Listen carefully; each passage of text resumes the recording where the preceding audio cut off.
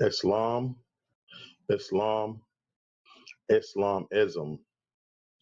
Bismillah, Ar-Rahman, Ar-Rahim. First and foremost, I'd like to rise to my highest of heights and give all perfect praise to our Father God Allah, acknowledging our ancestors, known and unknown, recognizing and naming all true and divine prophets, Jesus, Muhammad, Buddha, Confucius, and the last prophet in these days and times, our illustrious Hebrew prophet, Noble Drew Ali, in his first, second, and third form. I would like to remain standing and extend those honors to our National Grand Sheikh, Joe Bratton Bey, all national officials at headquarters in Baltimore, Maryland, all sheiks, sheikesses, deputy sheikesses, all of our friends, visitors, guests, citizens, members, students, children. I greet you all with Islam. Today's date for the record is August 22nd, 2021, according to the Gregorian calendar. And as always, on the onset of our calls, we pay homage to our Mother, Father, God, Allah.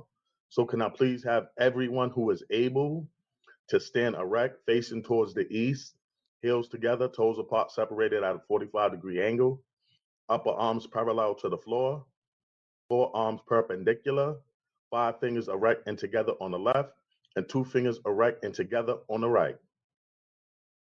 Allah, the Father of the universe, the Father of love, truth, peace, freedom, and justice. Allah is my protector, my guide, and my salvation by night and by day through his holy prophet, Drew Ali. Ameen. We'd like to welcome you all to our National Town Hall Educational Forum call being brought to you by the Moorish Science Temple, the Divine and National Movement of North America Incorporated, number 13, the Moorish American National Republic, under the guidance and direction of our National Grand Sheikh, Joel Bratton Bey. I am the moderator for this evening's call. I am Deputy Sheikh Cornelius Sanders Bey, calling out of Lake County, Florida Republic. And we'll be going into our administrative announcements. And our first administrative announcement will be given by myself. On behalf of the Moorish Science Temple, the Divine and National Movement of North America Incorporated, number 13, the Moorish American National Republic, I would like to thank the guests that are on this Moorish National Town Hall meeting for joining us this evening. Our prophet Noble Drew Ali founded the ancient Canaanite temple in 1913 in Essex County, New Jersey. Later, in 1916, his missionary work was entitled The Moorish Divine and National Movement. In 1917, he transferred the movement to Cook County, Illinois. In 1925, the temple was called the Moorish Temple of Science. In 1926, the temple was incorporated as a civic organization. In 1927, the temple was unofficially adopted as the Moorish Holy Temple of Science. Our prophet Noble Drew Ali stated that the Negro problem is being solved only as it can, and that is by the Moorish Divine and National Movement. If you have a nation, you must have a free national name in order to be recognized by this nation as an American citizen. After lawfully connecting with the private international law of the Pan American Conference in 1928, the temple's name was changed to the Moorish Science Temple of America. The temple was then incorporated as a religious organization under the Illinois Revised Statutes in Cook County, giving the temple and its members national and international power. During this same period of time, unfaithful members of the Moorish Science Temple of America in Chicago and Detroit, subhanAllah, Chicago and Detroit conspired to destroy the positive existence of the movement, causing great confusion. This is the reason for the misunderstanding of the national side of the movement amongst all Moorish Americans until this very day. Our prophet Noble Drew Ali stated that Chicago is doomed and Detroit must go down for what they did to I, your prophet. Afterwards, in 1929, our prophet Noble Drew Ali made his transition to the plane of soul. Our purpose of establishing this meeting on Sundays is to properly educate people on what the Negro problem really is and to educate people concerning the national side of the movement of our prophet, Noble Drew Ali, so that you may receive a clear understanding of it. Our prophet, Noble Drew Ali, also stated, "Come, all ye Asiatics of America, and hear the truth about your nationality and birthrights, because you are not Negroes." In other words, all calling themselves Negroes, Black people, color folk, Afro-American, Latino, Puerto Rican, Hispanic, or any other such names that delude to slavery, you are not these.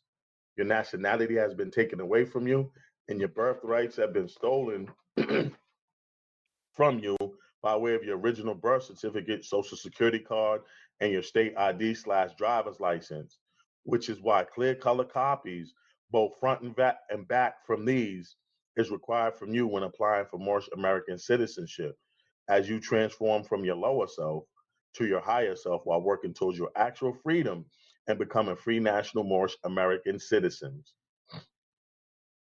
You have ignorantly contracted into the jurisdiction of the federal U.S. government corporation. Thus, your nationality is United States. You have surrendered your free national state citizenship by registering yourself voluntarily as a beneficiary of the U.S. government corporation by way of your birth certificate, which is an unrevealed trust account instrument placing you in commerce with the federal U.S. Federal U.S. citizens are not citizens at all. They are subjects and property of the District of Columbia, residents and franchisees of the so-called bankrupt U.S. government corporation under municipal law. The Constitution for the U.S.A., the Bill of Rights, and the 13th Amendment with its 20 sections does not apply to federal U.S. citizens. Federal U.S. citizens are subjects and property under statutory, admiralty, and maritime law, as well as martial law, under the undisclosed presumption of an international contract.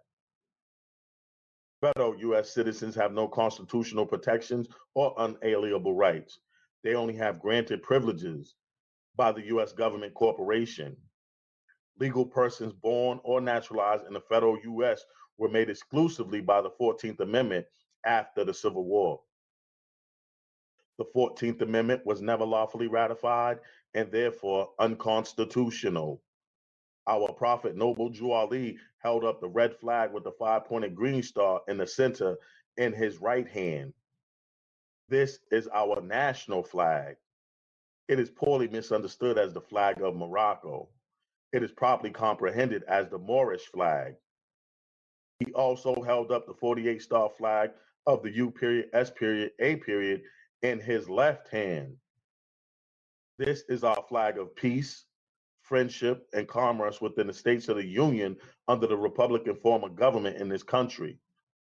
The 50-star flag of the U.S. with gold fringes around it does not represent free national Moorish American citizens.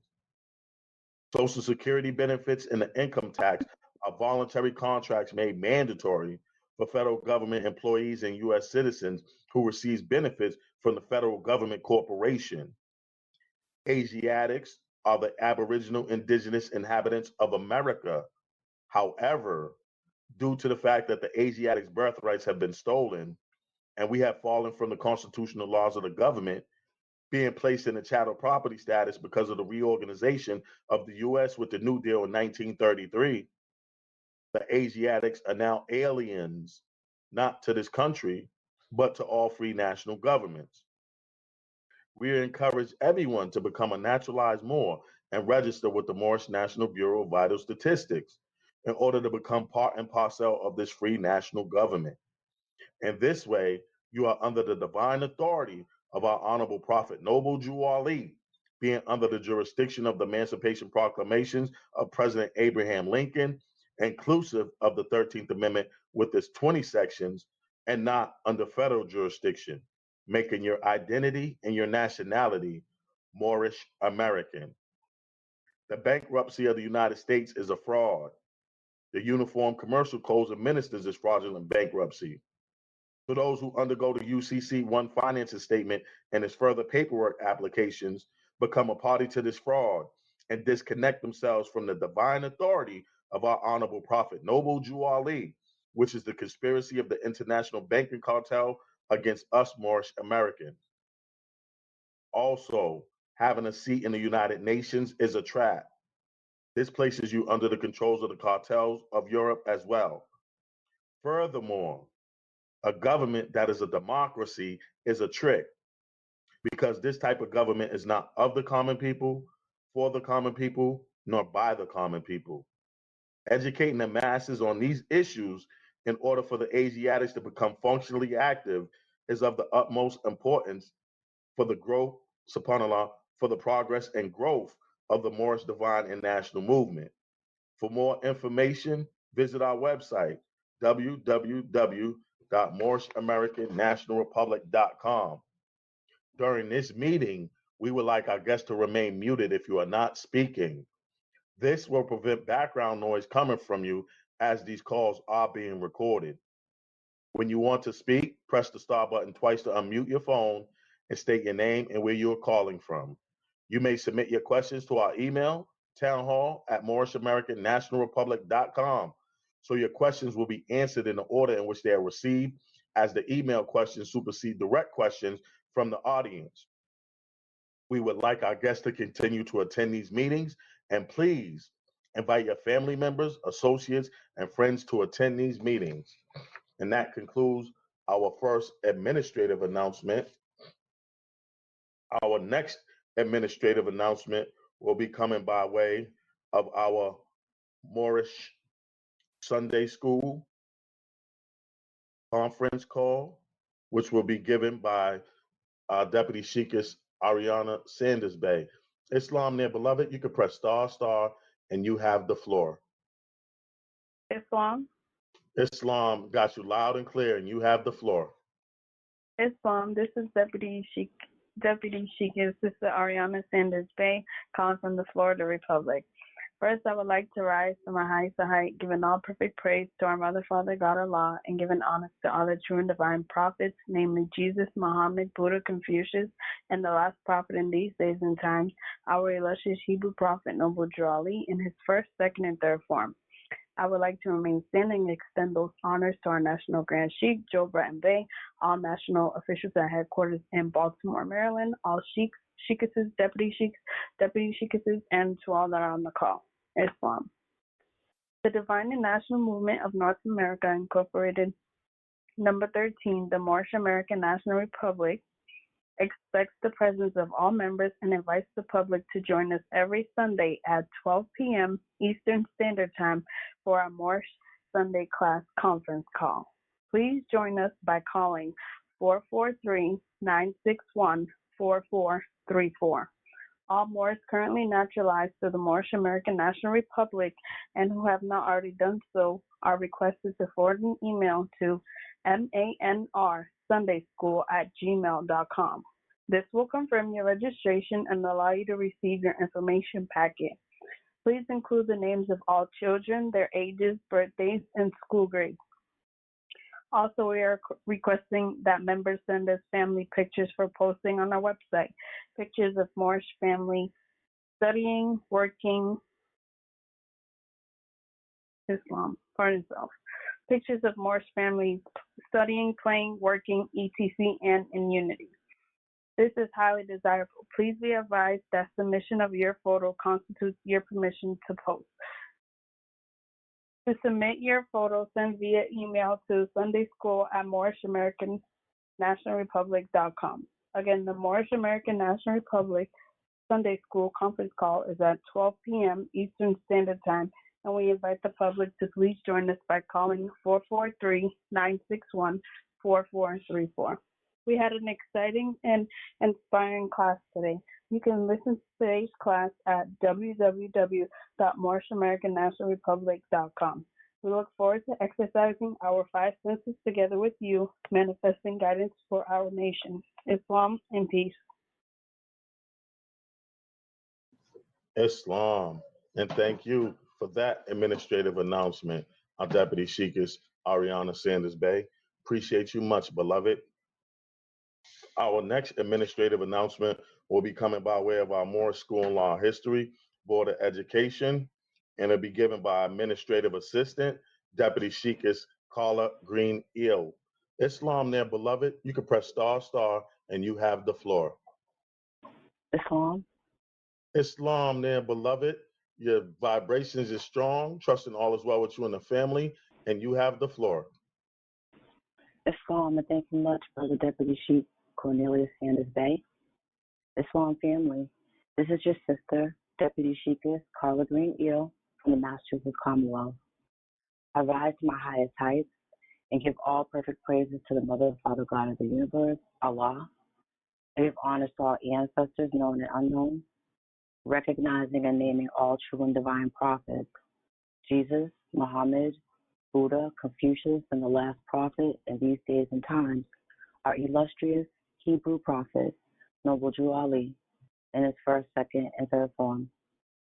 Extending honors to our National Grand Sheikh, Joel Bratton Bay, all of our national and local officials, all sheikhs, sheikhesses, deputy sheikhesses, all of our children, students, members, guests, and citizens.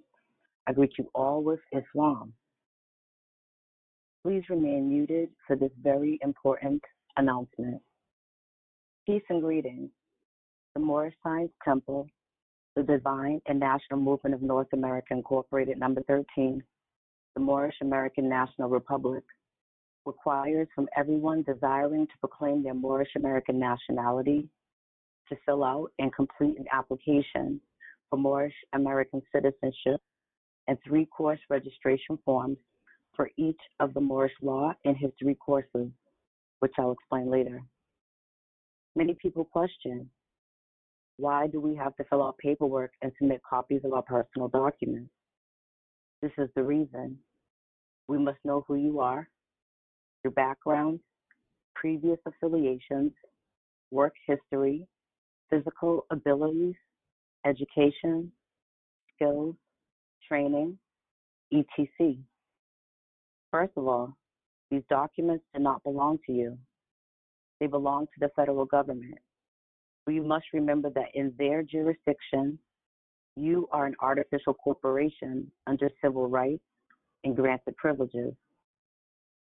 Secondly, we require these documents because once you are a free national Moorish American citizen, your file will be in the Moorish National Bureau of Vital Statistics, which is set up for each natural person.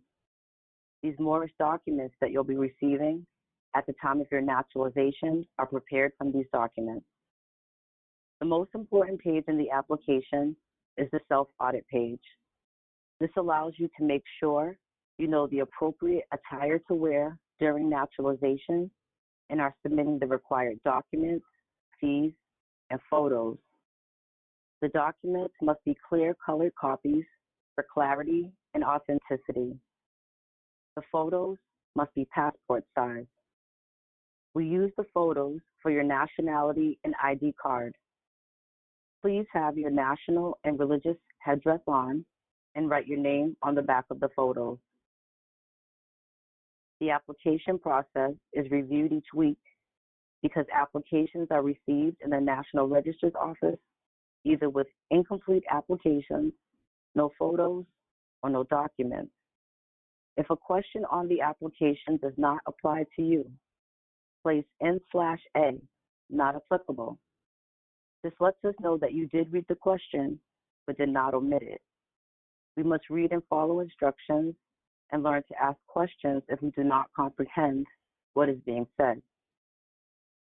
The second part of the process is enrolling into the Moorish School of Law and History by registering for the 3 courses with the following completed forms. 1, a warning from the Prophet class form. 2, be it known class form. 3, nationality and ID card class form. 4, course rules and agreement form. Visit our website, www.moorishamericannationalrepublic.com, and download the application and registration forms. These forms will have the full instructions, requirements, and prerequisites for the classes. Also, Mail with your application an updated copy of your resume. You are not paying for your nationality. Your nationality is free of charge. You are paying for the cost of enrolling in the Moorish School of Law and History, just as one pays tuition when enrolling into a college or a university. The costs are also directed to the application processes of the preparation of your documents, as you'll receive these once you've completed the courses. It takes finances to raise a nation, and it takes finances to maintain and operate an educational forum. This concludes the administrative announcement by way of the Moorish School of Law and History. I return the floor to the moderator, Deputy Sheikh Cornelia Sanders Bay. Islam and peace. Islam. And thank you for that administrative announcement. Our administrative assistant, Deputy Sheikh Carla Green Ill. Appreciate you much, beloved. Islam. Our next administrative announcement will be coming by way of our Deputy Sheikh Michael Simpson L. Jr. with our warning. Islam there, beloved. You can press star, star, and you have the floor.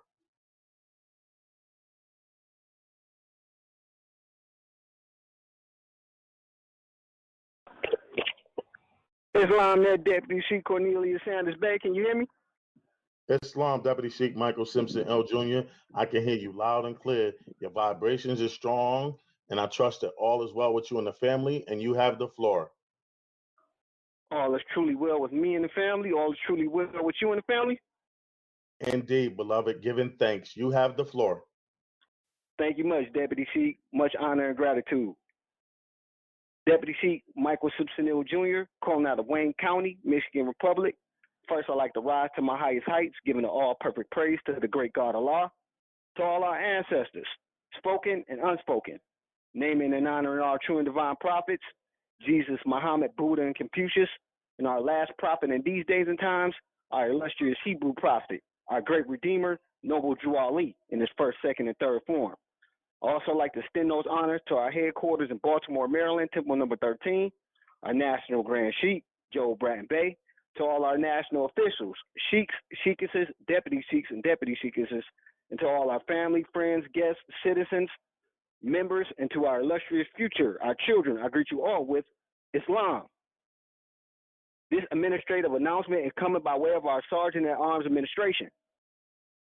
Warning, if any persons, groups, or companies claiming to represent the Moorish Science Temple, the Divine and National Movement of North America, Incorporated, number 13, the Moorish American National Republic, in any way and offering to sell you such things as the application for Moorish American citizenship, naturalization paperwork, nationalization paperwork, trust documents with the Moorish American National Republic's logos, passports, diplomatic appointments, diplomatic papers, diplomatic motor vehicle license plates, driver's licenses, titles of nobility, doctorates or other educational titles, business banking license, tax shelters, tax identification cards, or the likeness of any of these, please contact the Moorish National Bureau of Investigation at area code 410-501-7301.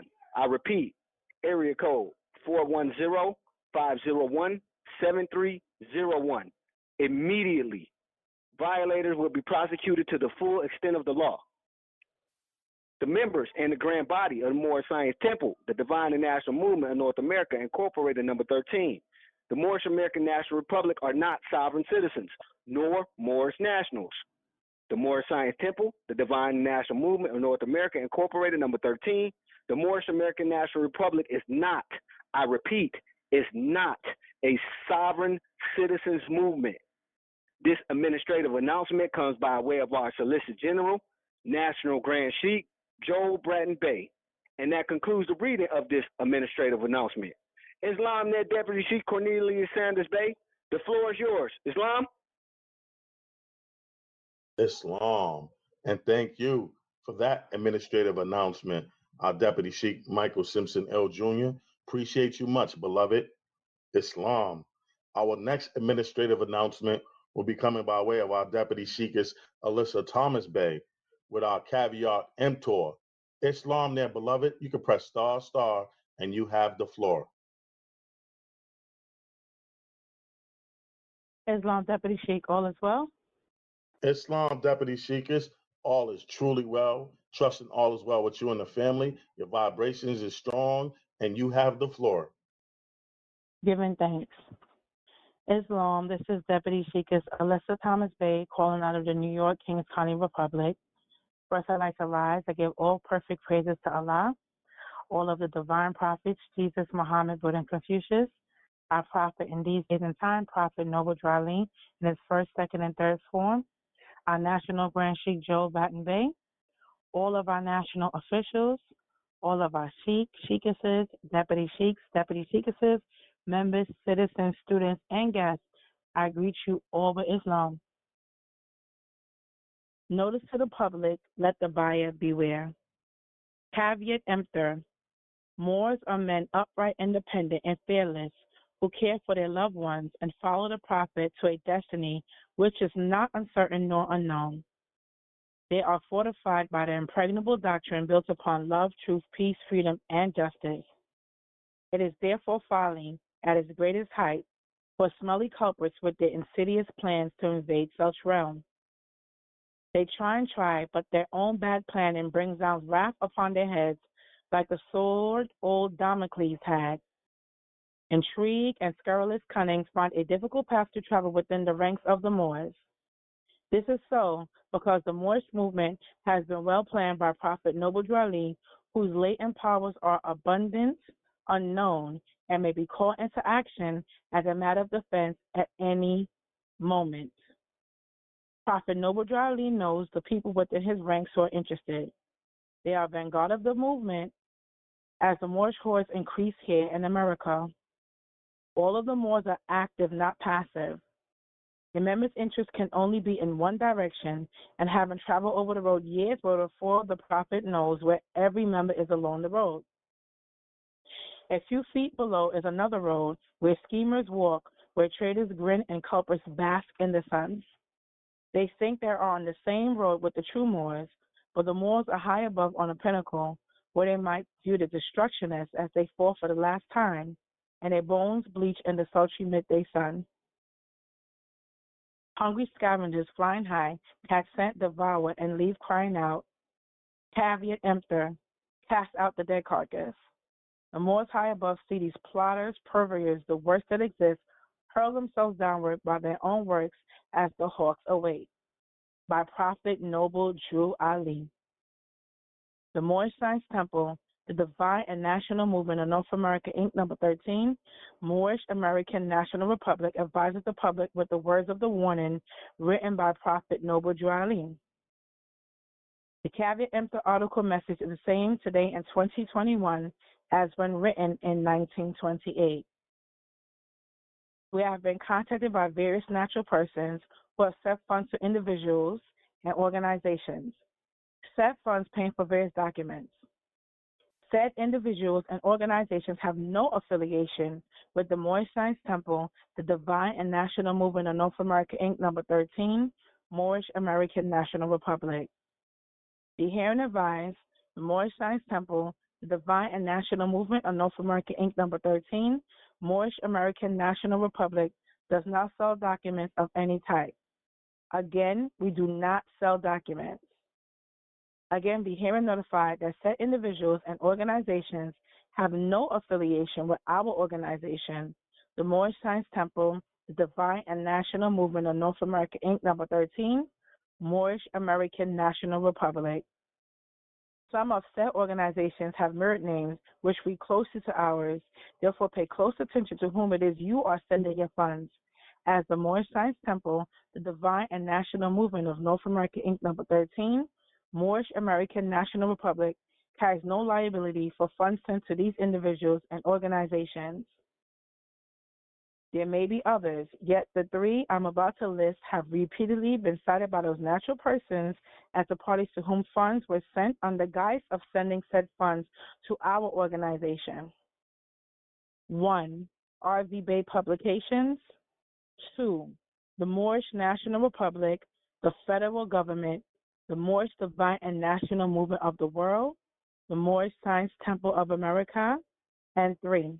Borough of Moorish Affairs, Moorish State University. We will update this list as necessary. Trustee, the public is advised. Let the buyer beware. That concludes my administrative announcement. I would like to say Islam and peace, and I return the floor to the moderator. Islam. And thank you for that administrative announcement, our Deputy Sheikah Alyssa Thomas Bay. Appreciate you much, beloved. Islam. Our next administrative announcements will be coming by way of our Deputy Sheikah Norma Solomon Ill with our National Holy Night Conference call and our Sisters Auxiliary call. Islam there, beloved. You can press star, star, and you have the floor.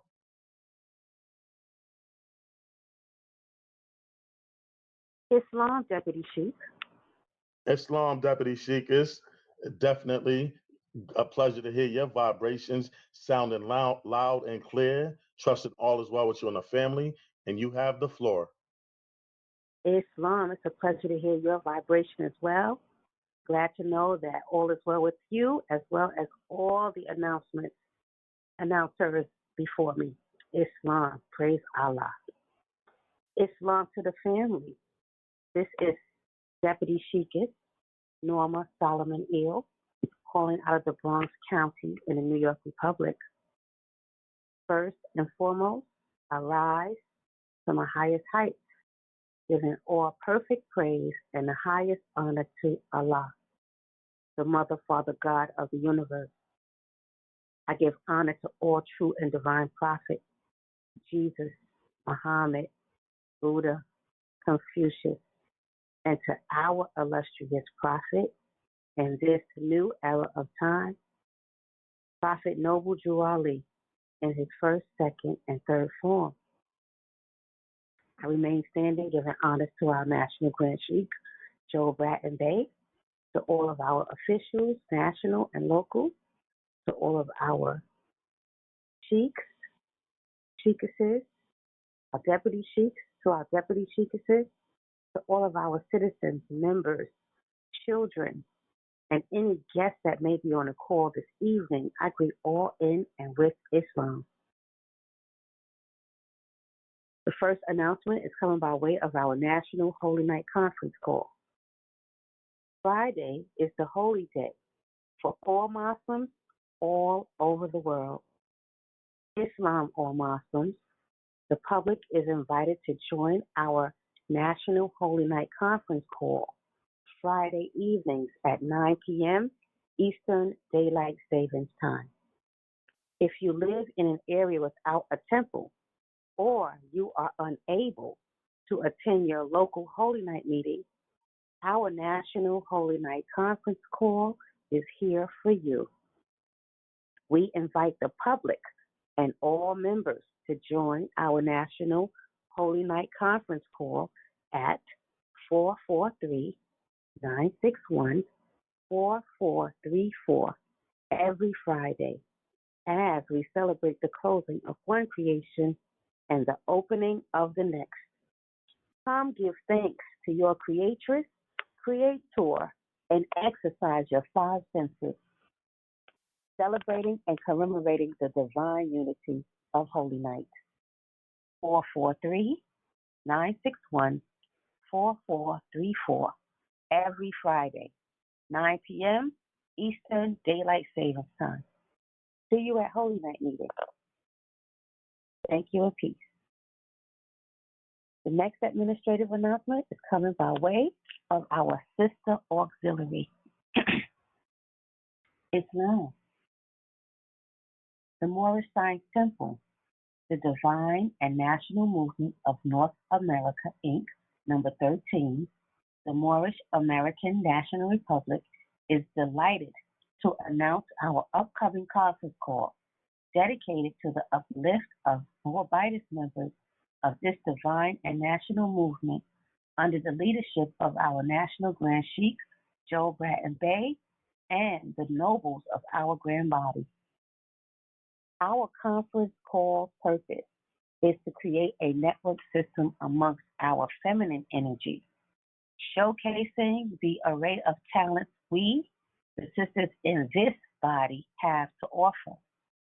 We are calling on every sister in our organization to heed this call, partake in this uplifting act, and be an active spoke in the wheel of this Moorish Republic.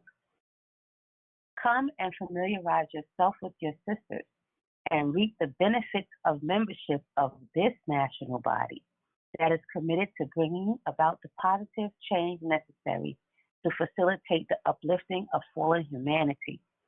We encourage our sisters to get involved and support this demonstration. The Moorish American National Republic Sisters Auxiliary is requesting the help and support of all our brothers and sisters to donate to our fundraising, Life Pin, and Tag Day celebration. Show pride in your movement and support the Sisters Auxiliary as we assist in the uplifting of fallen humanity by donating $1 for a life pin, $3 for a tag, and $5 for a magnet. All three are designed to inspire, unite, and encourage dialogue about this great movement and our illustrious Hebrew prophet, Noble Jew Ali. This Moorish regalia can be viewed on our website, www.moorishamericannationalrepublic.com.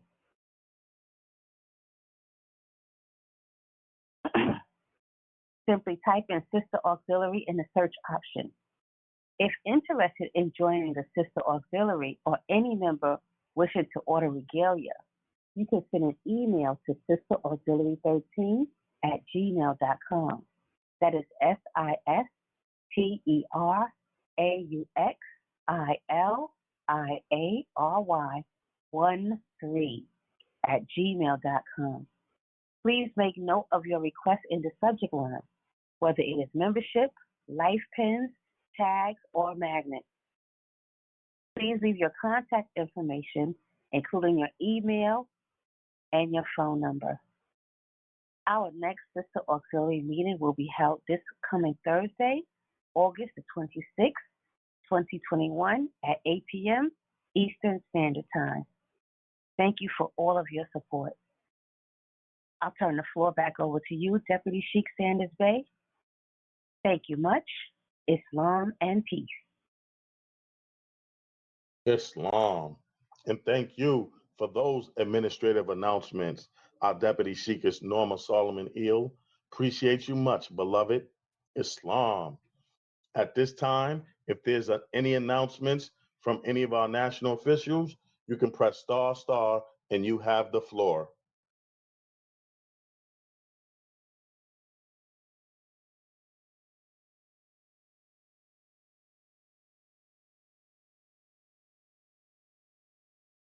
Islam.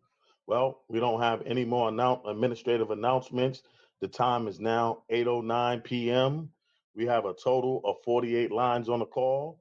We'd like to thank you all for your presence and your energies, because you could have been anywhere this evening and you're here with us, and we definitely appreciate you. And we're going to get into these thought-provoking questions and get some dialogue going, and trust that we can bring clarity to these questions that are on the floor. Islam.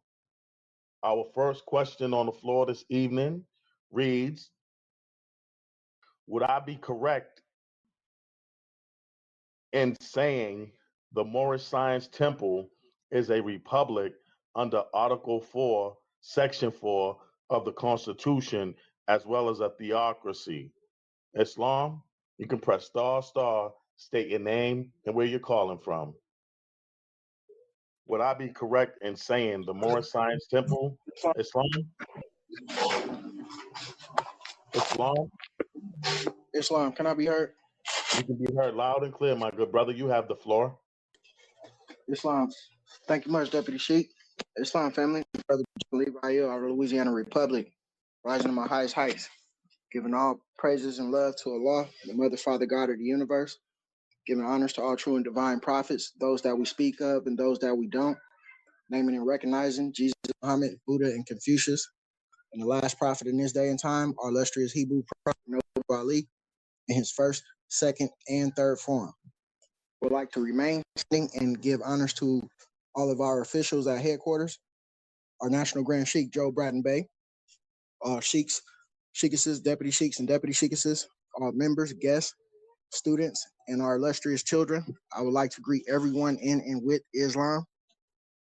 In reference to the question, the person or the brother or sister who asked the question is correct on the first part of the question, saying, is the Moorish Science Temple a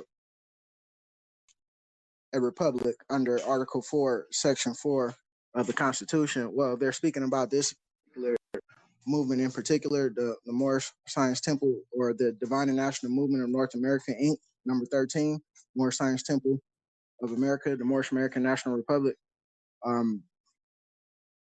Yes, I'll be correct, because the first 7 articles is our foundation. And that is correct. And it is by us going through the uniform rule of naturalization, that keeps us in line with the free national constitution, with it, which is our foundation. And that's those first 7 articles, inclusive of the 13th Amendment, with its 20 sections, the Bill of Rights, and all said constitutions prior.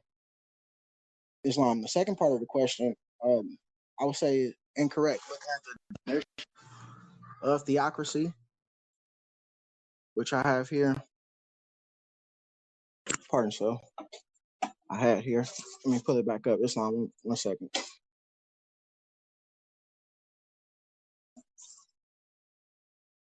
A theocracy states a system of government in which the rule, in the name of God, or what we identify as a law. This particular movement in general, I can't speak for any other movement, but I've been involved with this movement for the last couple of years, and from what I understand and see with my own 2 eyes, no, it is not a theocracy. Our National Grand Sheikh is not looked upon as a deity. I have never heard referencing himself as a deity, or he's not a priest, and he doesn't rule in the name of God or Allah. That'll be completely wrong. If I'm wrong, I would hope a deputy sheikh or a deputy sheikh or sheikh would correct me. But as far as the second part of the question, I would say that would be incorrect. This is not a theocracy. We're an ecclesiastical government. And I would hope that my brothers or sisters get on more to this question. Islam, that's all I have. I yield the floor. Peace and love. Islam. And thank you for your demonstration and getting the ball started and getting us rolling. Brother Justin Levy-Ill, appreciate you much, beloved. Islam. At this time, if there's anyone who has any questions, comments, concerns, or anyone that would like to add on to what has already been stated, the floor is now open. You can press ***, state your name and where you're calling from. Would I be correct in saying the Moorish Science Temple is a republic under Article 4, Section 4 of the Constitution, as well as a theocracy? Islam? You can press ***, state your name and where you're calling from. Brother Justin Levy-Ill got us started, got the ball rolling. Trusting that a brother or sister would come on and add on to what Brother Justin Levy-Ill stated. Islam? Would I be correct in saying the Moorish Science Temple is a republic under Article 4, Section 4 of the Constitution, as well as a theocracy? Islam? We have a total of 54 lines on the call now. We'd like to thank you all for your presence and your energy. Islam. Islam, that sounds like Sheikh or Mbe. You have the floor, beloved. Islam. Appreciate you much, beloved. Islam Morris, this is your good brother, Isaiah Orenbe, Sheikh, calling out of Wayne County, Michigan Republic. First and foremost, I'd like to rise to my highest heights and give all perfect praise to our Mother, Father, God of the universe, whom we Moors refer to as Allah, remaining standing and ascending those honors to all of our ancestors, known and unknown, naming, recognizing all true and divine prophets Jesus, Muhammad, Buddha, Confucius, our last prophet in these last days and times, our illustrious Hebrew prophet, the Honorable Prophet Noble Jew Allah, first, second, and third form, remain standing and extending those honors to our national officials at headquarters in Baltimore, Maryland, under the guidance and direction of our National Grand Sheikh, Joe Bratton Bay, all of our sheiks, sheikesses, deputy sheikesses, our members, our family, friends, staff. I greet you all with the universal greeting of Islam. Islam. All right, let's see. That's a two-part question. Is the Moorish Science Temple a republic and a theocracy? Islam, Sheikh. Would you like for me to read the question? Go ahead. Yeah, you can read it back for me, please. Yes. Would I be correct in saying the Moorish Science Temple is a republic under Article 4, Section 4 of the Constitution, as well as a theocracy? Islam? Islam. All right. Well, it's not a definitive yes, but I can understand where the questioner is going in reference to what they stated. So just to do a little quick summary and add on to what was already stated. Good commentary by a good brother, Justin Levy Ill. So Moorish Science Temple. So what we have to get an understanding of is what the purpose of the Moorish Science Temple of America is about. So that's going to take us back to our foundation, and having a good foundation is definitely key. Understanding what Noble Jew Ali, what he have done, what he established for us. So we will have to know how the temple was incorporated to get a better understanding of this question, because our prophet Noble Jew Ali, being a genius citizen, knowing the things that he know at the time, with establishing and putting us back into the government, he knew certain components which was needed for us to become a government. All right, Prophet Noble Jew Ali stated he brought us everything we needed. He held up the Holy Quran Circle 7 and the 101 questionnaire for Moorish children and said, I brought you everything that you need, now free yourselves. All right, so let's be clear. Prophet Noble Jew Ali didn't say he freed us. He said, "Not free yourselves." So let's deal with the question. So the Moorish Science Temple, what is its duty? What is its primary effect? Act 6 will give you the answer that you're looking for.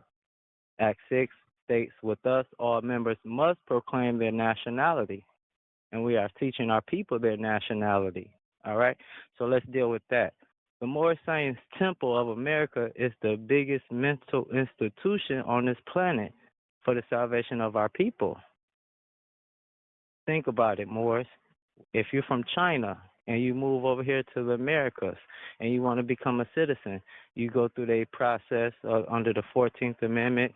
You learn about the Constitution. You take a test, and they give you some type of ceremony, and you're naturalized. All right, under that 14th Amendment. The Moorish Science Temple of America is that doorway. It's the doorway that you must go through in order to be adopted. So you can't have a nationality. So the Moorish Science Temple has its primary mandatory effects. We can't say the Moorish Science Temple because all Moorish Science Temples are not registered properly. And I'm going that way because when we go to the warning of 1928 from our prophet, third paragraph, it states, there's only but one issue for us to be recognized, and that comes only through the connection of the divine and national movement, which is incorporated in this government. So understanding what the divine and national movement, understanding that aspect of the movement will give you an understanding and tying you back into Article 4, Section 4. Under the divine and national movement, we have the Moorish National Bureau of Vital Statistics. All right? Still stemming from the foundation, the Moorish Science Temple of America. So don't get me wrong. So yes, The Moorish Science Temple is a nation state. However, it's all about how we put ourselves back into the government. So the issue is a lot of Moors is not familiar with the national side of the movement. The divine and the national movement served as that agent for us to deal with what? The issue of being recognized. We have to establish a uniform rule of naturalization. Once we proclaim our nationality, come through the temples, and we learning about ourselves, now we can start to deal with the affairs of man, because now we know our nationality. Now what we can do, we can comply with the laws of citizenship. Through what? The connection of the divine and national movement. So it's not just the Moorish Science Temple. Let's be clear, because if you look at some of them, check how they do their taxes. They're under a 501c3. That's not Prophet Noble Jew Ali. So we have to understand and know exactly what it is we're dealing with. The Moorish Science Temple is that mental institution that we're going through so we can return Caesar what belongs to Caesar in Rome, that church and Christianity, like theocracy. If you go into that definition, what it will talk about? Priest. We're not priests. The Prophet made us sheiks and sheikesses. So all that is stemming by way and dealing with the church per se in this sense of how they're using that word and in this context. All right, so no, the Moorish Science Temple is not a theocracy. We are a nation state. All right, and going into the amendments, our National Grand Chief, I know he had touched into that, but in 1997, our articles were amended, and the Moorish American National Republic was amended to our Articles of Incorporation, taking us all the way back to 1928, our authority dealing with what Prophet Noble Jew Ali have did. So you can see that streamline from the 20s that took place with Prophet putting his authority on a record, that work being expanded upon in the early, late 40s, and now still being effectuated throughout the 70s up until now. So that line is still here, Morris. And yes, we are protected under the 4th Article, Section 4, being a Republican form of government. That Moorish American National Republic ties you back into the Republic. And with that, I put a period behind my statement and yield the floor back to you, my good brother. Islam. Peace. Islam. And thank you for that beautiful demonstration and add on, Sheikh Isaiah Orton Bey. Appreciate you much, beloved. There's not much that can be said on that question. The brothers definitely did a good job. So what I'm going to do is I'm going to move on to our second question. Our second question on the floor this evening reads, subject, Moorish rumors, allegations. I recently saw some former Moorish Americans online saying that Prophet Noble Jew Ali is victim blaming when he states in the warning that a great sin, quote, is being practiced by my people. They also said that Lincoln policy wasn't law and that the 13th Amendment with 20 sections is a pro-slavery law. Please help me find clarity on these topics.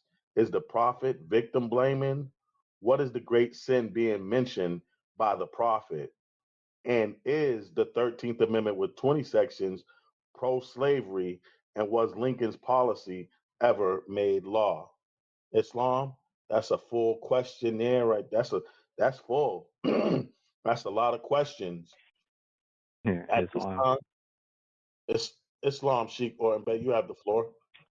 Islam, yeah. It was a lot of questions, so I'm going to have to have you to read that question back to me, but I'm going to re-rise real quick to my highest heights and give all perfect praise to our beloved mother, Father of the universe. Allah, the beautifulest name. It can roll off your tongue. Islam, Islam, Islam. All right.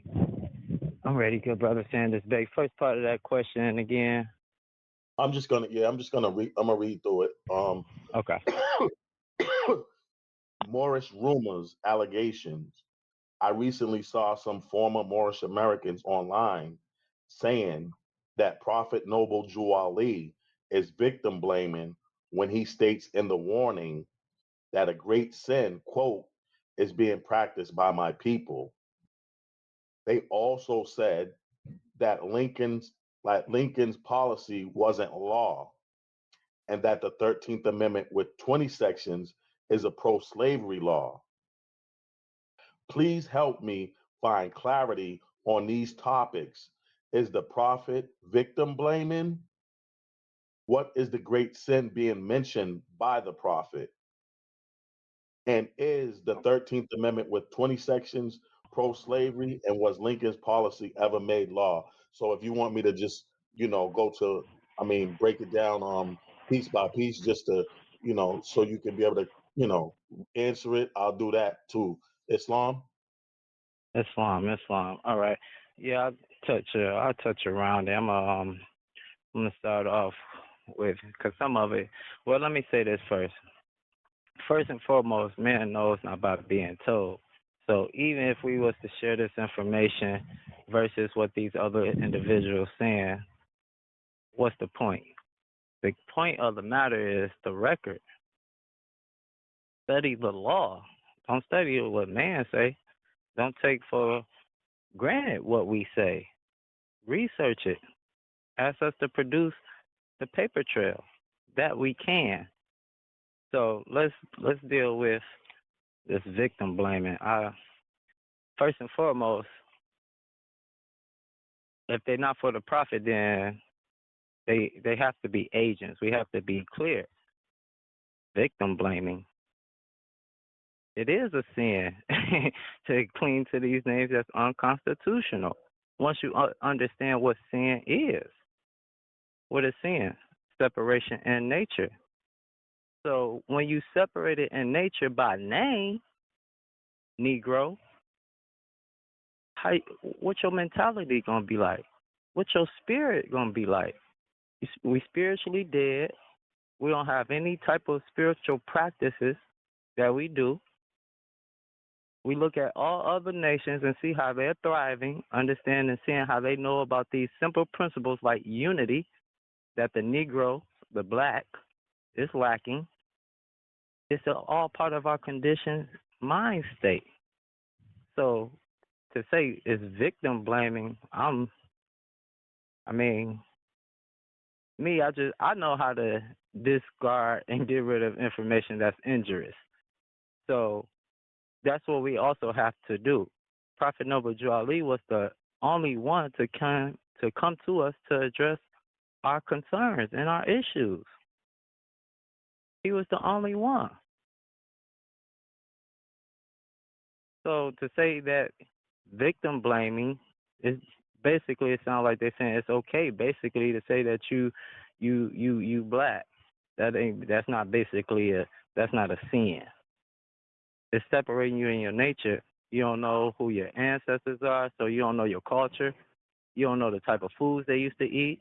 You don't know the plant that they dealt with. You don't know the star system that they depended on. All this disconnect, all this discord. But it was only one that came to put those missing steps back in place so we can start to climb that Jacob ladder again. Pro-slavery, 13th Amendment with 20 sections. Pro means for.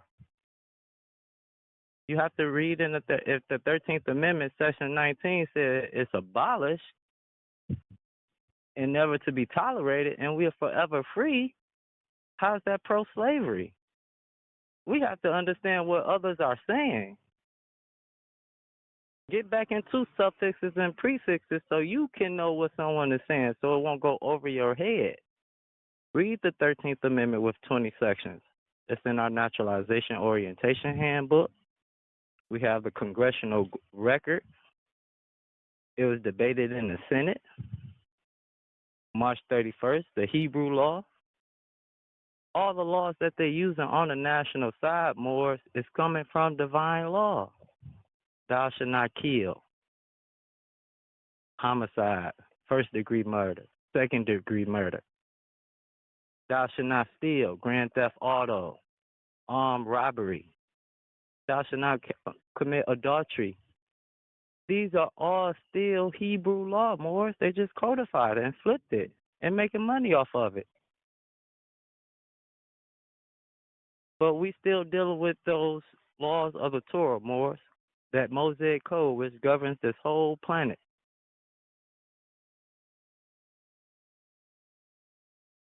So it's coming to a time where we have to start to investigate, not just listening to what people saying, but if you're going to receive the information, fact check it. Let me see how this 13th Amendment of 20 Sessions of pro-slavery document, as they say.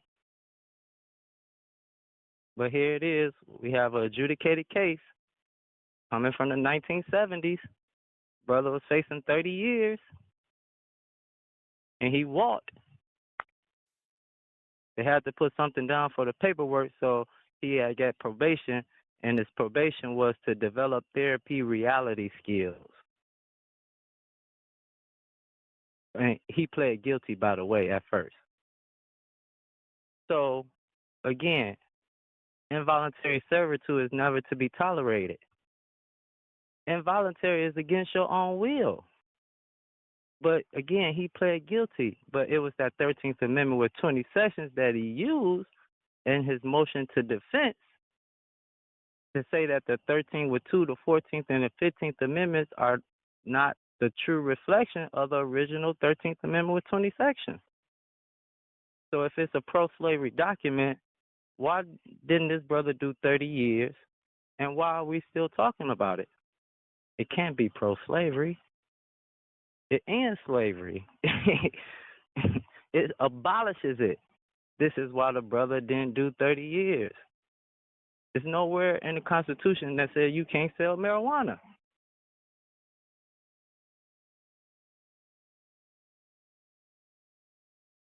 It's nowhere in the Constitution that says you can't sell marijuana. He was facing 30 years. Think about your family members who went to jail.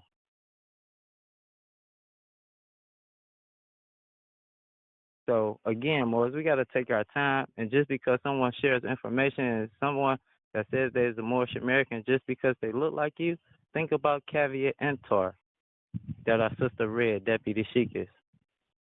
Some Moors, they think they're on the same road with the true Moors. You got to pay attention, Moors, and be careful. And with that, I'll put a period behind my statements. Islam? Islam. And thank you for that beautiful demonstration, Sheikh Isaiah Orton Bay, getting the ball started, getting us rolling, and definitely giving us some points, definitely some bullet points. And I trust that the questionnaire was able to get some notes, take some notes, and appreciate your measure. Islam. Islam. Islam, Deputy Sheikh Roy Bay, you have the floor. Islam. Thanks a lot, my good brother. It's great to hear your vibration once more. First, I want to rise to my highest heights and give praise to Allah, the great God of the universe, who is almighty, eternal, and incomprehensible. The universal governor of this world seen and worlds that are unseen. I give honors to John the Harbinger, also known to us as the Honorable Marcus Mosiah Garvey, both harbinger and forerunner to the Prophet Noble Drew Ali. I give honors to all true and divine prophets, Jesus, Muhammad, Buddha, and Confucius. All of you illustrious Muslims on the call tonight, our National Grand Sheikh, Brother Joe Bratton Bay. I extend those honors, the highest of which the Prophet Noble Drew Ali, first, second, and third form, Islam. Well, I'm quite familiar with that social media footage that's out there. I know exactly who it was who spoke those words, and I know why they spoke those words. One, the individuals who spoke those words are the enemies of Noble Drew Ali. They're the worst kind of Moors, and the worst kind of Moor is a Moor who tries to come amongst this organization for what it stands for, And where they cannot gain fame, they then leave the organization and condemn the prophet. The individual's name is Lord Abba, also known as Brother Naeem. I can't even call him Eel no more. He went on another platform declaring his separation from the Moorish Science Temple of America more than once, but this time seemed to be more so final. His partner in crime, Grimion Eel, formerly known as Grimion Eel, he's the one who was reading off that day, condemning Prophet Noble Drew Ali about the divine warning. Talking about the prophet didn't write words right, and if he's a prophet, how could he make this mistake and that mistake? You know, these are what you call disgruntled Moors. Grimion Eel left the organization pretty much the same time Lord Abba checked out of here because of a Moorish World TV demonstration that took place in which Taharka Bey was speaking about the brother, and the brother was speaking back. Some kind of way, the video got into the hands of Grimion Eel's job. He worked for the fire department. When the Great White Father called him up to see if he would qualify for a raise, they showed him the video of Moorish World TV and told him that because of the comments he made, or something to this effect, but he could not get the raise. And it affected his job in another way. He allowed it to take place. He took his anger out on the Moorish Science Temple of America by leaving the organization. And then he went on his attack of all the Moors and whichever name has came up, whether it be this particular grand body, some other grand body. Lord Abba has been saying for years the 13th article of amendment with 20 sections is a pro-slavery document. I agree with him. It indeed is. Hold for a second, Morris. Hold on one second. It indeed is a pro-slavery document. The only document that initially freed the slaves. So in that regard, he has my head nod of approval. Yeah, come on in. There's another individual named Sharif Anil Bey who concedes that the 14th article of amendment is indeed legitimate law. You're going to hear these type of talks from time to time, you see? And more often than not, how you know who the faithful Moors are? The faithful ones of you are not the ones of you who are perfected in this science, because you're going to make some mistakes from time to time. The real true Moors do. The faithful ones of you are the ones who will look up 20, 30 years from now and will still be here. Those of you who just want to, you know, as the National Grand Chief said, pass through the movement. You can pass through great adventures as an amusement park. But in this particular demonstration, it's not so much about passing through the movement. It's passing through all the ways of life until all your life lessons are learned up. And these individuals don't have that kind of patience, because that denotes discipline. And they don't have that. They want to benefit and gain from the prophet, but they don't want to wait for the prophet and Almighty God Allah. We know these things to have been made permanent parts to the constitutional body of this nation. They know these things to be completely foreign to what is constitutional law. So the Prophet Noble Drew Ali, according to them, made a lot of mistakes. The Prophet, according to myself, is right and the world is wrong. Disregard some of these slick rhetorical comments you hear, because we can't fight all these comments. We deal with what we can when we are in that vicinity. But do not let this type of talk discourage you.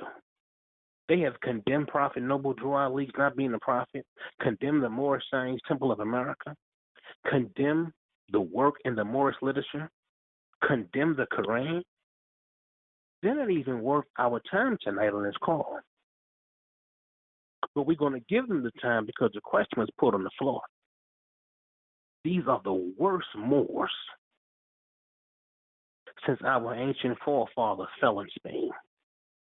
The worst Moors. Everybody wanted Drew Ali's seat. And when they can't get it, they become acrobats, start doing cartwheels and flipping. Brother Sheikh Orton Bey just spoke about that Jack Lee's Bay case. I just put that same case in the hands of Attorney Malik Zulu Shabazz and Brother Umar Johnson just a few days ago. And I'm following up with Brother Attorney Malik this week and Brother Umar in a few months from now. We're not going to fight all these Moors anymore. We're just going to go out there and reach the people that we can reach. Because fighting them causes confusion and it leads to distractions and it consumes our time. If they don't want to walk with us, then let them walk amongst themselves. But we're going to be all right. Rest assured of that. I yield the floor, Cornelius Sanders Bay, Islamic case. Islam. And thank you for that demonstration and add-on, Deputy Sheikh Roy Bey. Appreciate you much, beloved. Islam. Islam. Islam, Deputy Sheikhis, you have the floor. Islam, giving thanks, Deputy Sheikh. Islam, this is Deputy Sheikhis Alyssa Thomas Baby rising to my highest heights, giving all perfect praises to Allah and honors to all the ancestors and everyone on the call with us tonight, Islam.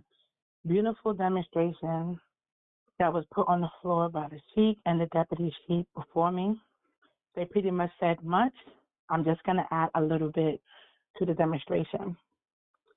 So, dealing with pro-slavery, we know that pro-slavery deals with being for slavery. And we know that the Prophet wasn't for slavery, and we know that dealing with the 13th Amendment with 20 sections was not for slavery or any of Abraham Lincoln's executive will.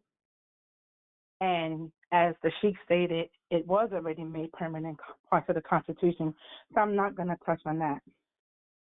I'm going to talk about this great sin really quick. We have to understand as a people, there are times where our people are sinning and they're not aware that they're sinning sometimes. If you lost your nationality and your birthrights, and the quote-unquote white man gave you or showed you another history that you stem from, which started from slavery, showed you nothing of who your ancestors were and your national creed and your religion, you're going to adopt these things and you're going to think this is what it is. You're going to think you're supposed to believe in God, praise Jesus, go to church, do X, Y, and Z.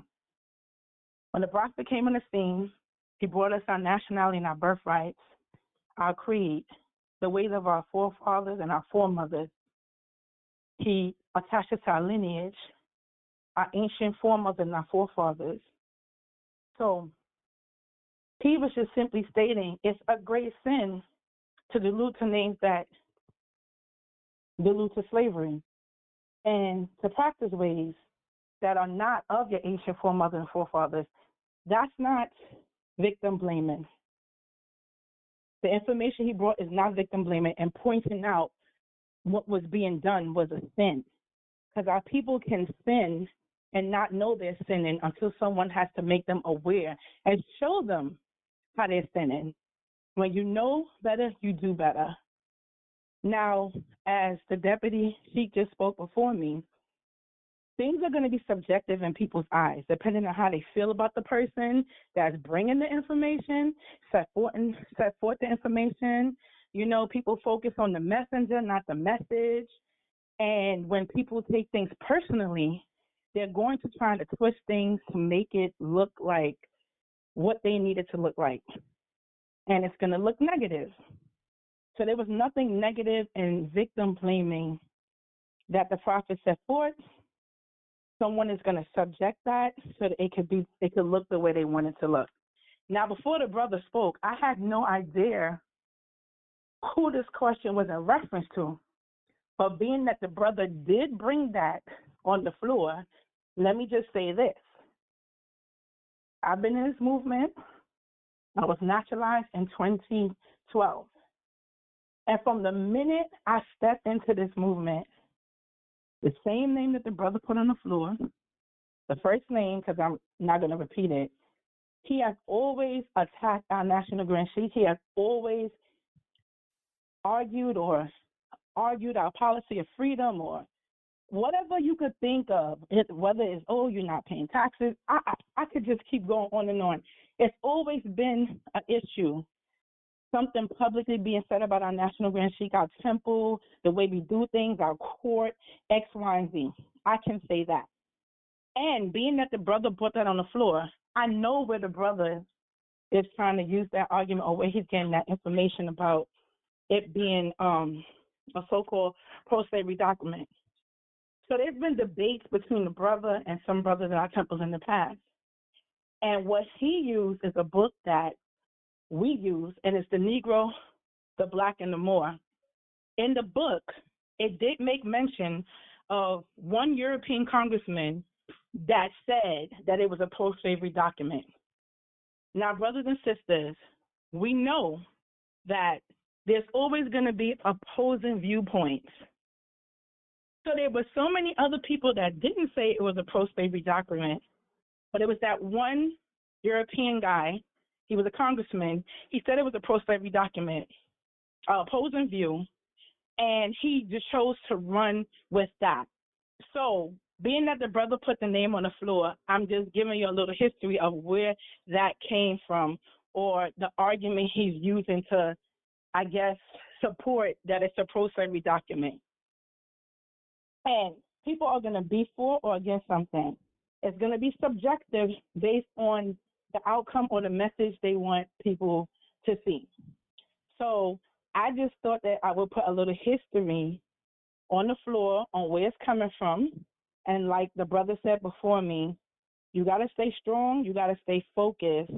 You're going to have a lot of people, and I'm not just talking about or singling out whoever was put on the floor, just in general, that's going to come at you with the information that you present because either they don't understand it or they don't want to understand it, you know?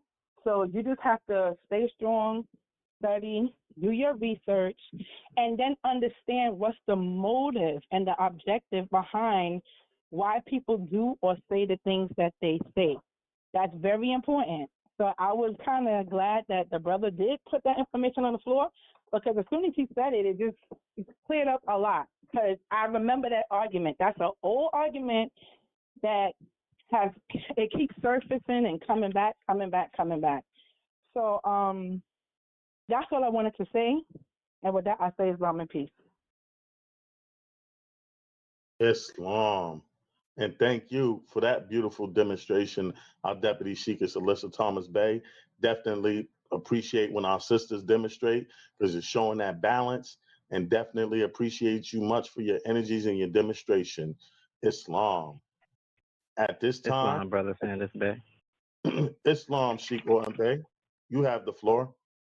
Islam, appreciate you. Real quick, I just want to bring this to the floor. This is coming from Wikipedia, and this is victim blaming. So the listening audience can get a better understanding also. So victim blaming occurs when the victim of a crime or any wrongful act is held entirely or partially at fault for the harm that befell them. So with that being said, victim blaming, let's apply that to the warning of 1928. Prophet Noble Drew Ali teaches us that it is a sin for us to cling on to these names that are unconstitutional. And if we continue to cling on to these names, then we're going to witness these misuses, the abuses, the mistreatments that other citizens care to bestow upon them. All right, so this was in 1928. All right, so let's think about the bombs that dropped over Philadelphia, Tulsa, Oklahoma. Let's think about when our people was getting hung and the churches was getting burnt down. This was in the later parts. This was during those so-called civil rights movement, the 60s, the late 60s. Our parents grew up seeing some of this racism. Color folks drink right here, Jim Crow-ism, the segregation. All this is recent, Moors. So Prophet Noble Drew Ali is making us aware. And when you look at warning, all right, look up the definition of why Prophet called it a warning. He's warning us. So again, he had to let us know what the issue was, clinging to these names, because the covenant was established with your forefathers. What's that covenant, Moors? Honor thy mother and thy father, that their days may be lengthened on this earth plane. So we're not honoring our mothers and our fathers when we claim to these names that's unconstitutional. Again, we have a discord. It's a disconnect. They can't hear Mr. Telephone Man. So we have to understand more as what Prophet Noble Drew Ali, again, he's not an ordinary man. The ordinary man mind could not fathom this process that he had to establish and connect it all through what? Genealogy. Connecting us back to our bloodline, connecting us back to the divine laws so we can effectuate it on this national side, a divine and national movement. And I wanted to touch on this last part of the question that I missed. Let me see, what was that question? I'm sorry. It was, what is what is the great sin being mentioned? So we know that what that was. The great sin, more again, is clinging to these names that's unconstitutional. Because again, when we look at nationality, it talks about that quality and that character. So we have to look up what quality means and what character means. Then you will understand why on every page in our Holy Koran at the top, it says holy and divine instructions. 101 questionnaire for Moorish children. We're being educated. We're being raised up. And the mind, Prophet Noble Drew Ali said he came to redeem us from our mental slavery. That mental slavery connected to those disassociated names disconnect us by name and principle. Being disconnected by name and principle, who are we going to act like? We're going to imitate the image that society, that the TV, that everybody has bestowed upon us. Let's look at the better picture with the footprints cut clearly in the sand so we can know exactly what it is that we need to do, how we need to do it, why we need to do it, and what we're going to do. And we got to do it in unity. And with that, I'll put a period behind my commentary. Appreciate you, my good brother. Peace. Islam. And thank you for that demonstration and add-on, Sheikh Orton Bey. Always appreciating you much.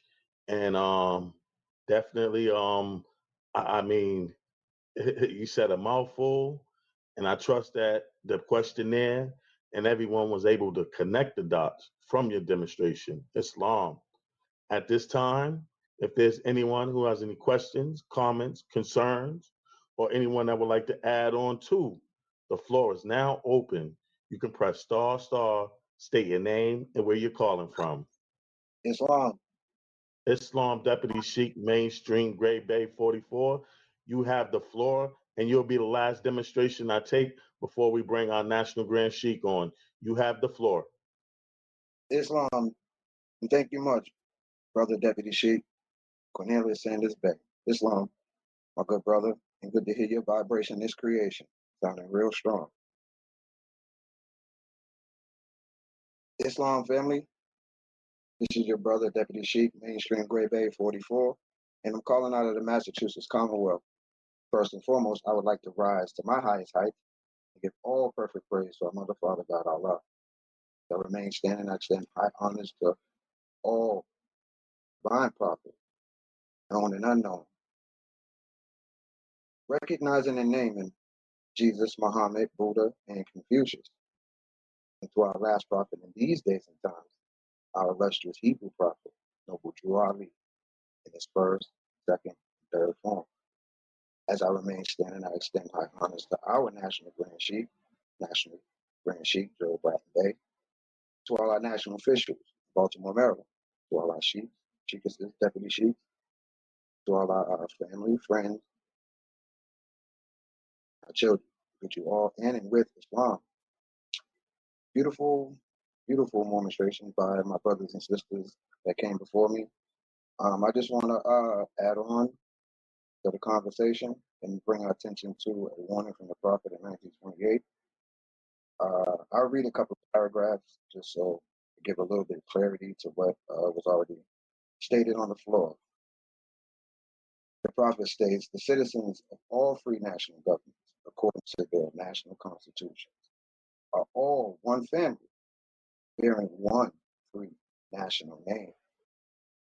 Those who fail to recognize the free national name of their constitutional government are classed as undesirable and are subject to all inferior names and abuses and mistreatment that the citizens care to bestow upon them. And it is a sin for any group of people to violate the national constitutional laws of a free national government and cling to the names and principles that allude to slavery.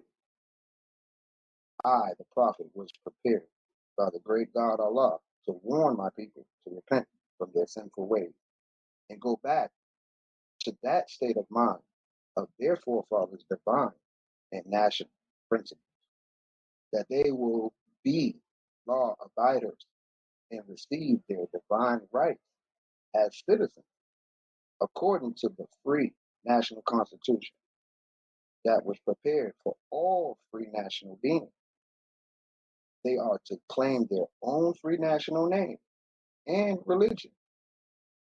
There is but one issue for them to be recognized by this government and of the earth, and that comes only through the connection of the Moorish divine national movement, which is incorporated in this government and recognized by all other nations of the world, and through it, they and their children can receive their divine rights unmolested by other citizens, that they can cast a free national ballot to the polls under the free national constitution of the United States government, and not under a granted privilege, as has been the existing condition for many generations.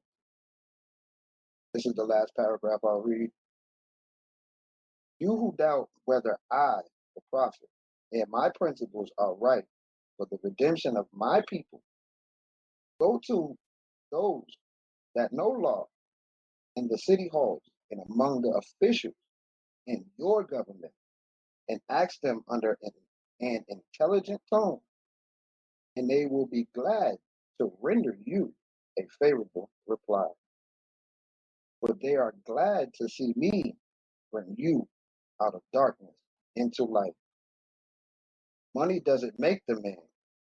It is free national standards and power that makes a man and a nation.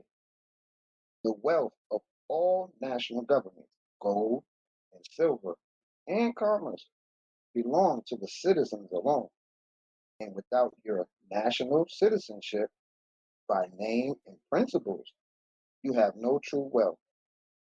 I am hereby calling on all true citizens that stand for a national free government and the enforcement of the Constitution to help me in my great missionary work. I need all support from all true American citizens of the United States of America. Help me save my people who have fallen from the constitutional laws of their government. I am depending on your support to get them back to the constitutional fold again, that they will learn to love instead of hate and will live according to love, truth, peace, freedom, and justice, supporting our free national constitution of the United States of America. Islam, Deputy Sheik, Cornelius Sanders Bay. I put a period behind my commentary and I yield the floor. Islam and peace.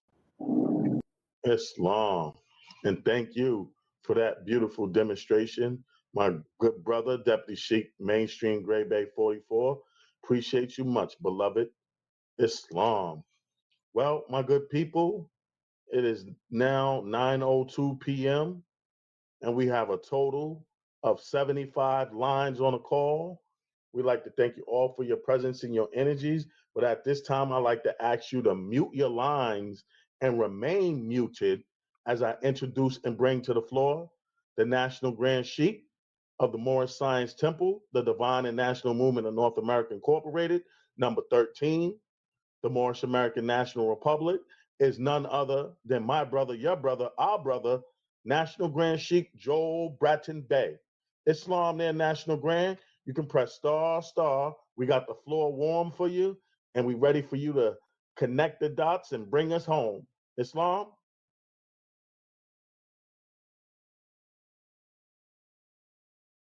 Islam. Islam. Thank you, my noble brother. Oh, yes, indeed. Thank you for this opportunity and thanking everyone who have participated in the call so far this evening. This is a blessed day. Yes, indeed.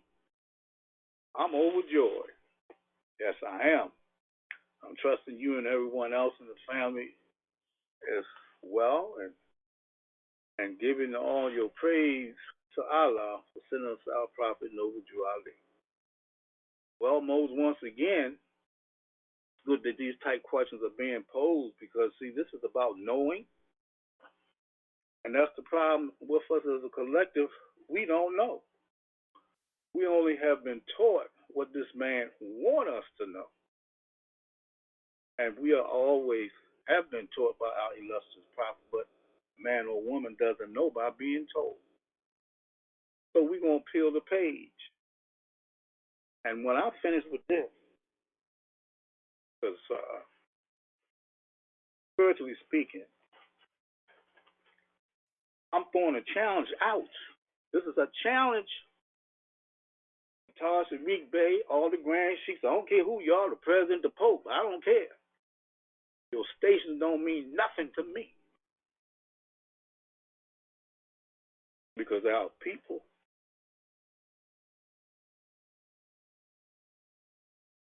are suffering. All because of a lie. So without further ado, I want to rise to my highest height and giving all my love and praise to Allah, a true loving God, who I love dearly. Yes, yes, yes. And giving honor to all our ancestors, y'all. Those that we speak of and those that we don't. This is quite a few that we don't mention, but they so much a part of us, in us, and around us. Giving honor for all of our divine prophets, namely Jesus, Muhammed, Buddha, and Confucius, and our most illustrious Hebrew prophets. In these days, these latter days, is none other than the Honorable Prophet, Noble Drew Ali. Giving on to all the more staff and officials who I greatly appreciate and love, and all of our members and all you noble brothers and sisters on this call this season. It's my honor to be a part of you. Islam, Islam, Islam. Well, like I said, I'm giving out a challenge, y'all. So I want y'all to spread this word because it's time. It's time. And I'm challenging everybody.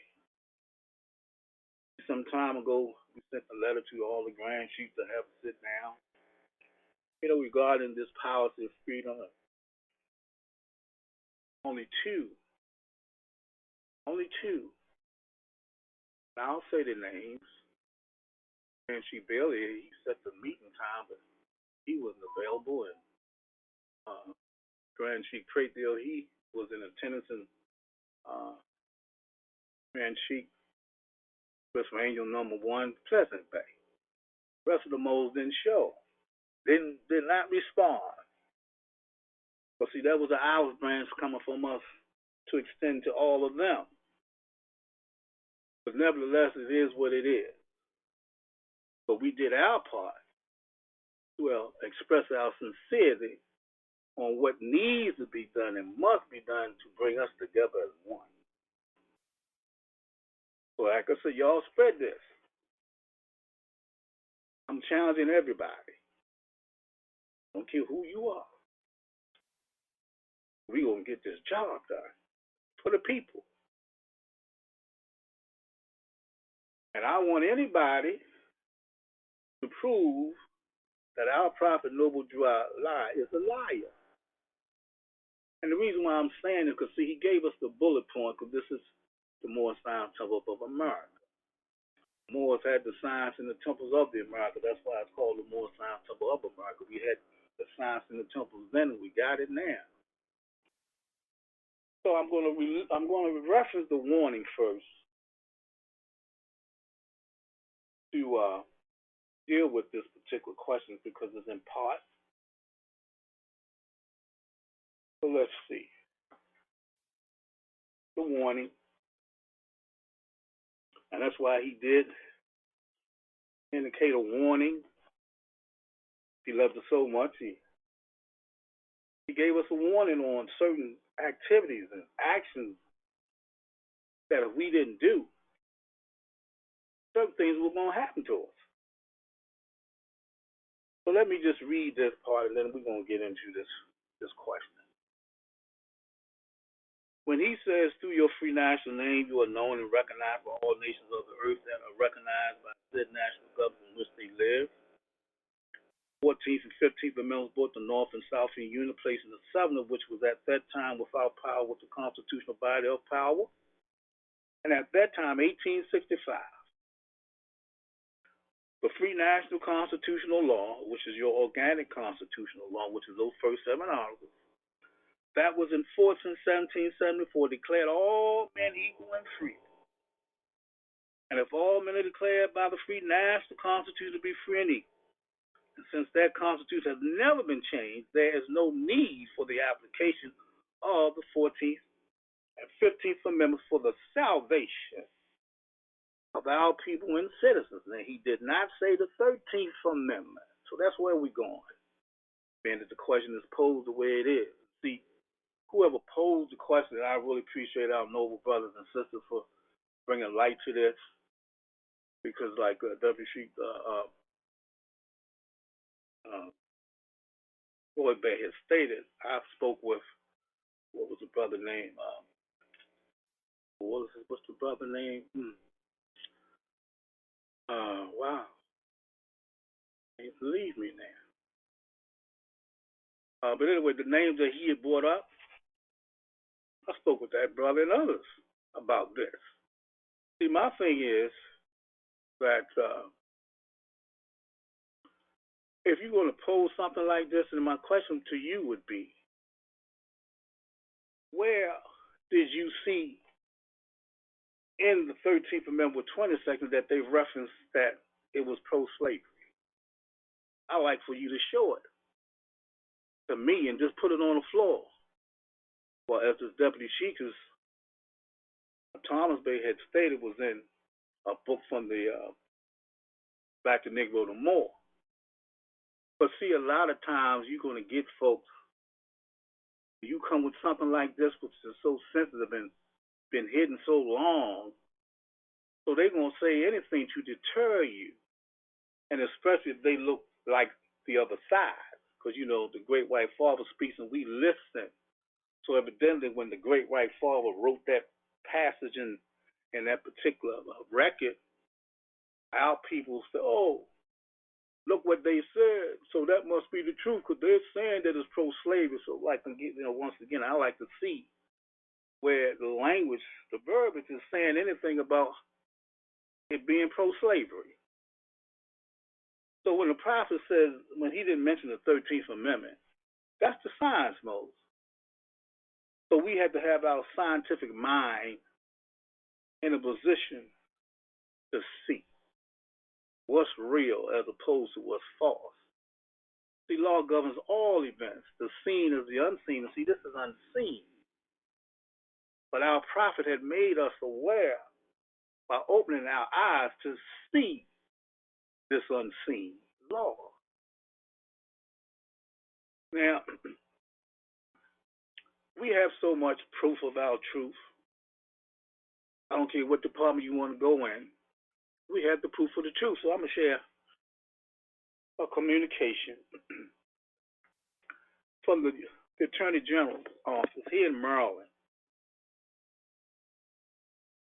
And I'm going to read. This was, now, check this out. Now, this is some time ago. This was in 1979. So we've been on this page for a long time, trying to get the Moors to come around the table and realize the significance of what this is. But see, we don't know that the 13th Amendment or the 13th Article, the 20th section, is the law to facilitate your nationality and birthright. Because if you don't have this law, this policy of freedom, then how can you facilitate it? Because everything else is predicated on corporate law, 14th Amendment. Everything. This takes you out of it. So let's see what the Attorney General had to say when we met with these folks. And see, it's good to have a written response.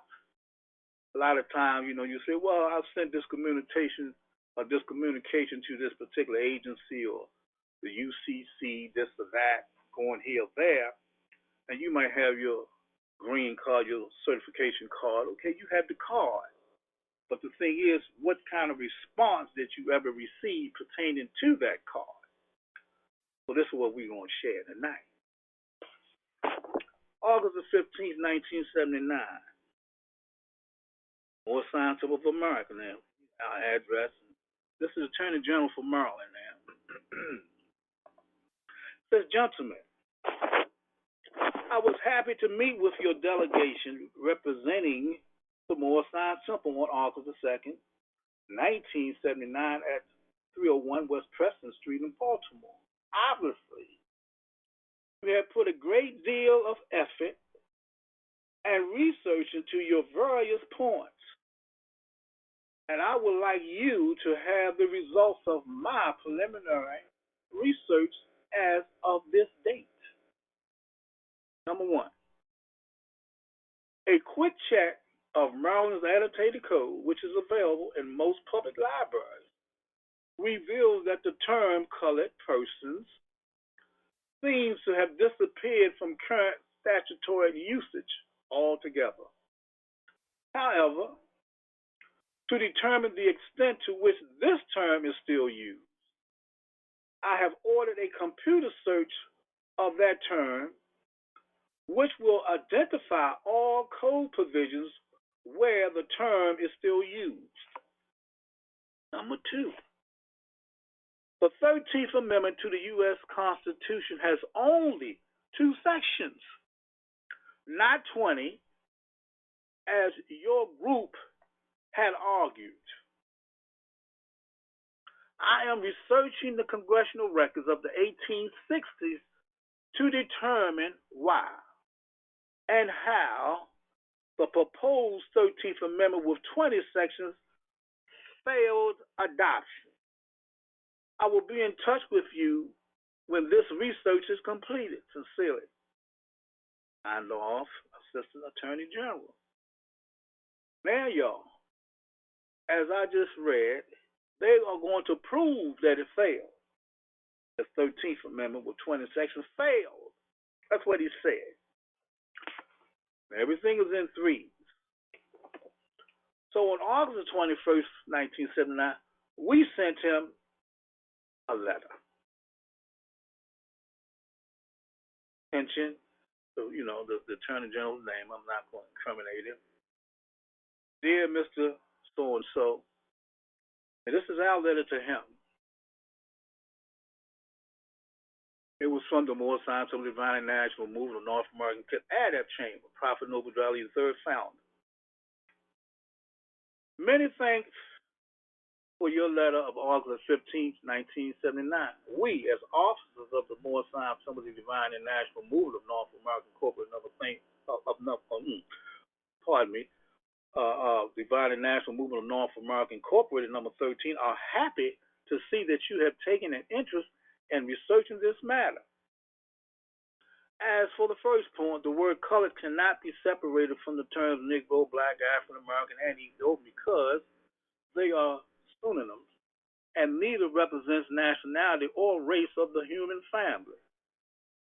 As for your question number 2, you mentioned that you are going to start your research from the 1860s to assist you. And we're saying this to assist you, sir.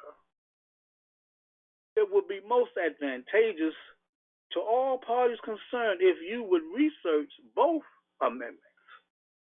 The 13th Amendment with 20 sections is recorded as Joint Resolution SR 16, April 8, 1864, Journal of the Senate.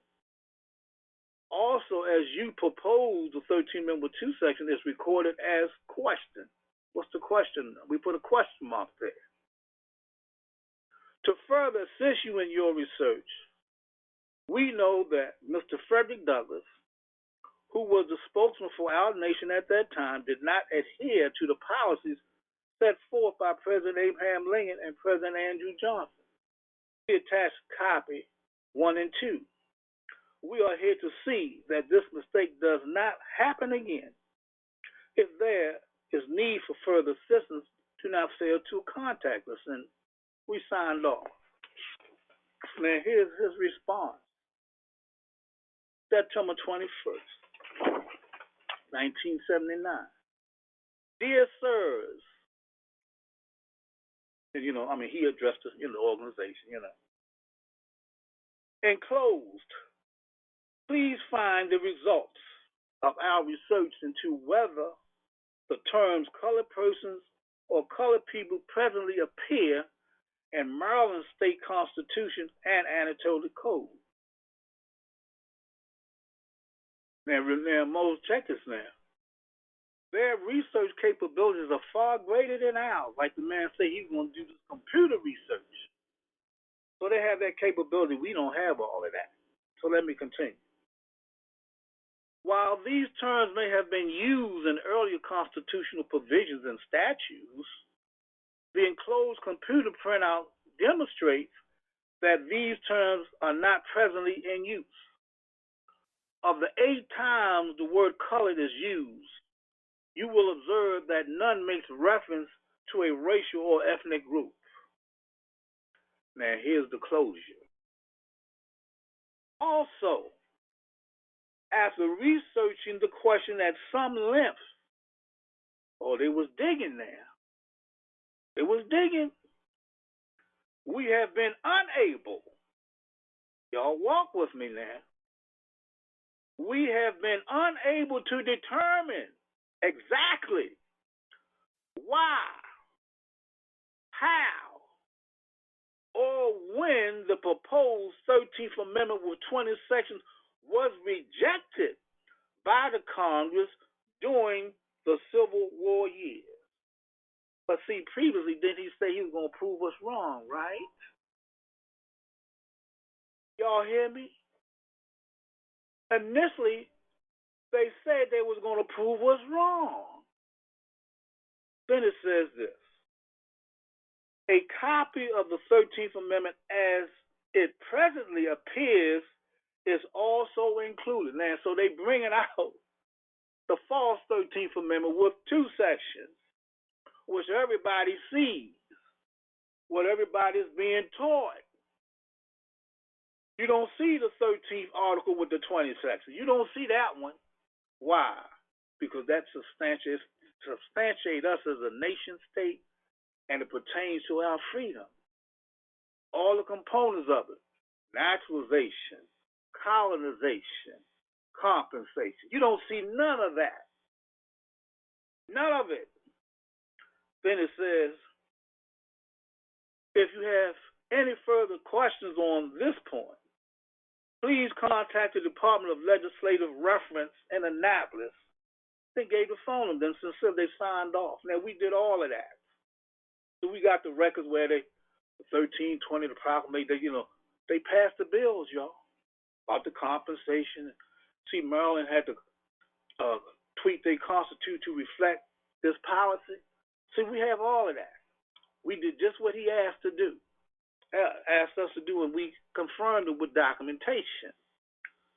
So my point is now, these people said they're going to prove us wrong. Now, this person who posed this question, and he said this was a pro-slavery law, and they also made mention of the fact that the 1320 Lincoln policy was never made law. So let me continue. Now, we have the certified copies of the passage from the National Archives of the 13th article with 20 sections and the Emancipation Proclamation. We have all of that. A lot of these Moors don't know what we have. They may have heard, but that's why I said I'm challenging everybody. So y'all can spread the word. Joel Bradley, the National Grand Chief of this organization, is challenging everybody. Everybody. Yes, indeed. Yes, yes, yes. And I'm going to wait and see who comes forward. Oh, yeah. But see, we're going to stop this madness. And so, the other thing that is so sad about us as a collective, those of you who have the Resurrection book by the Grand Chief Timothy Dingley, when you go to page 71, it says this: the contents of what was placed in the hands of the Assistant Secretary of Defense Civilian Counsel is as follows. Moorish Science Temple of America Incorporated, Home Office, 13259 South Eberhart Avenue, Chicago, Illinois. We, the grand body of the Moorish Science Temple of America, July the 10th, 1970, Mr. James C. Evans, whom we was given the name Brother James C. Evans Hill, Assistant Secretary of Defense, to use whatever means necessary to enforce the Sixth Act of our Constitution of the Moorish Science Temple of America, according to the divine laws of Jeremiah 34, chapter, the 8th and 9th verse. A, carry out the true 13th Amendment with 20 sections to the Constitution of the United States. B, have a registration center set up in every state for the people who call themselves names deluding to slavery to get their nationality and identification card. You can always obtain our cooperation in the effort. Peace. And this was signed off by the National Grand Chief at the time, Brother J. Plummer Eel. Now, this brother, Mr. James C. Evansville, our prophet in the third form, Grand Chief Richard Digwell, asked me to go to this brother's house. I took a little staff with me. We went 3 times and met with this brother. He confirmed everything. It's all in the records. So we got the records. We got the file number 5-39, the Justice Department file, all this stuff, for the benefit of us, but you can't get these more to sit around the table to discuss anything. See, all this is about caveat emptor when the prophet says, May the buyer beware. Some of your own Moors will turn you right back around and put you right back in slavery. That's what's going on, people. So we're not hiding anything. We blowing the bullet piece. We blowing the horn. Toot, toot, toot. We blowing it. Trying to bring everybody together now. And just to show the significance of what we teach and preach, that so many Moors are disgruntled about and jealous of and envy and backstabbing and all of this. Those of you who have the Black, the Negro, the Moor, the book, the author's Romani, Emmanuel Eel. You go to page 167. The caption says, Howard Street Temple guides Moorish science in the U.S. Now, this is the news media, not us writing this article. This was a very substantial newspaper, the Sun paper here in Baltimore, Maryland, a national news syndicate. So if they have identified us as the guiders of Moorish science in the United States, then what's going on? They did that. See, we doing this national business. These temples not doing any national business. They're not. They're 501c3s. And when you refer back, same book, page 164, the news media again, and this was a Japanese editor, Sun Papers, Tuesday, October the 31st, 1978. We had so many members, people. We had all kinds of nationalities coming up in the temple. The caption says, mine eyes have seen the glory of Noble Drew Ali. Then they got a picture of Clarence Renazell, who's now reminding of Emmanuel here. Noble Drew Ali in the third form, which is Grand Sheik Richard Daniel Hill reincarnated. Picture of the most prostrated praying, our founder Noble Drew Ali, and to the far right, R. German Bay, who was the governor of the state of Maryland. And so the news media has recognized us as such. And even in the book, when King Hassan from Morocco came, we were part of his entourage. The government was kind of like, they were kind of reluctant, but he said no. He wanted us to be a part of it. We had dinner with this man. He was very pleased with the Moors and our activity and actions in this nation. I have a letter that we did. It was a centennial celebration for Noble Drew Ali at the Howard University Inn. The ambassador, the day officials came. And they were very excited and pleased. And I'm going to read this particular article, this letter, because see, y'all need to know about us. You really do. Because I know you don't know. But I'm going through this to make you feel comfortable about who we are and what we've been doing, how we've been doing it, and why. This is no joke. This is your life. We setting the stage, y'all. We're setting the stage for you to be proud of what this is all about. Let me get you this letter. Bear with me there. Put my hand right here.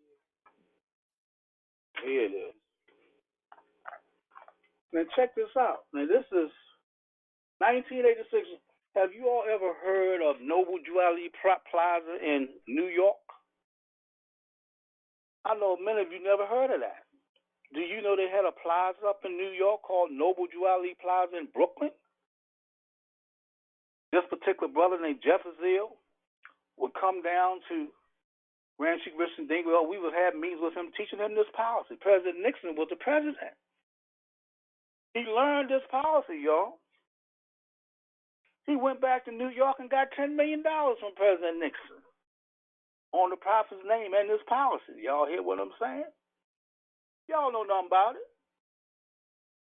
Noble Drew Ali Plaza. And we used to meet with this brother. We went up to Brooklyn to meet with him. He come down. And the last time we go up on the train to meet with him, because I've never seen Noble Drew Ali Plaza.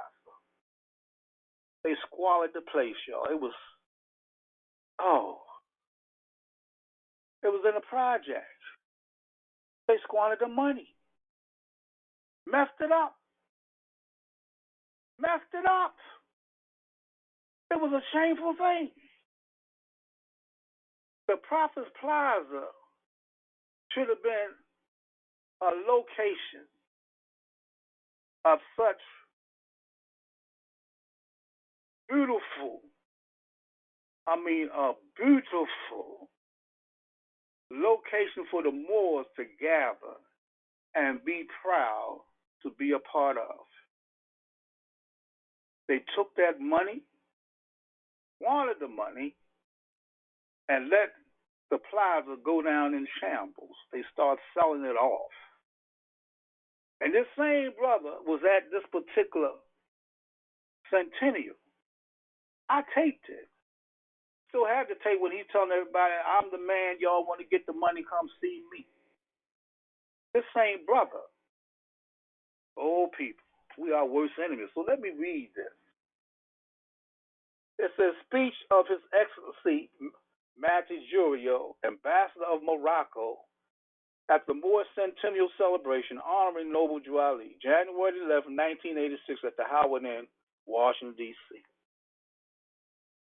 It is a privilege for me and for the other staff members of the Embassy of Morocco to attend this, the Noble Drew Ali Centennial Tribute Dinner.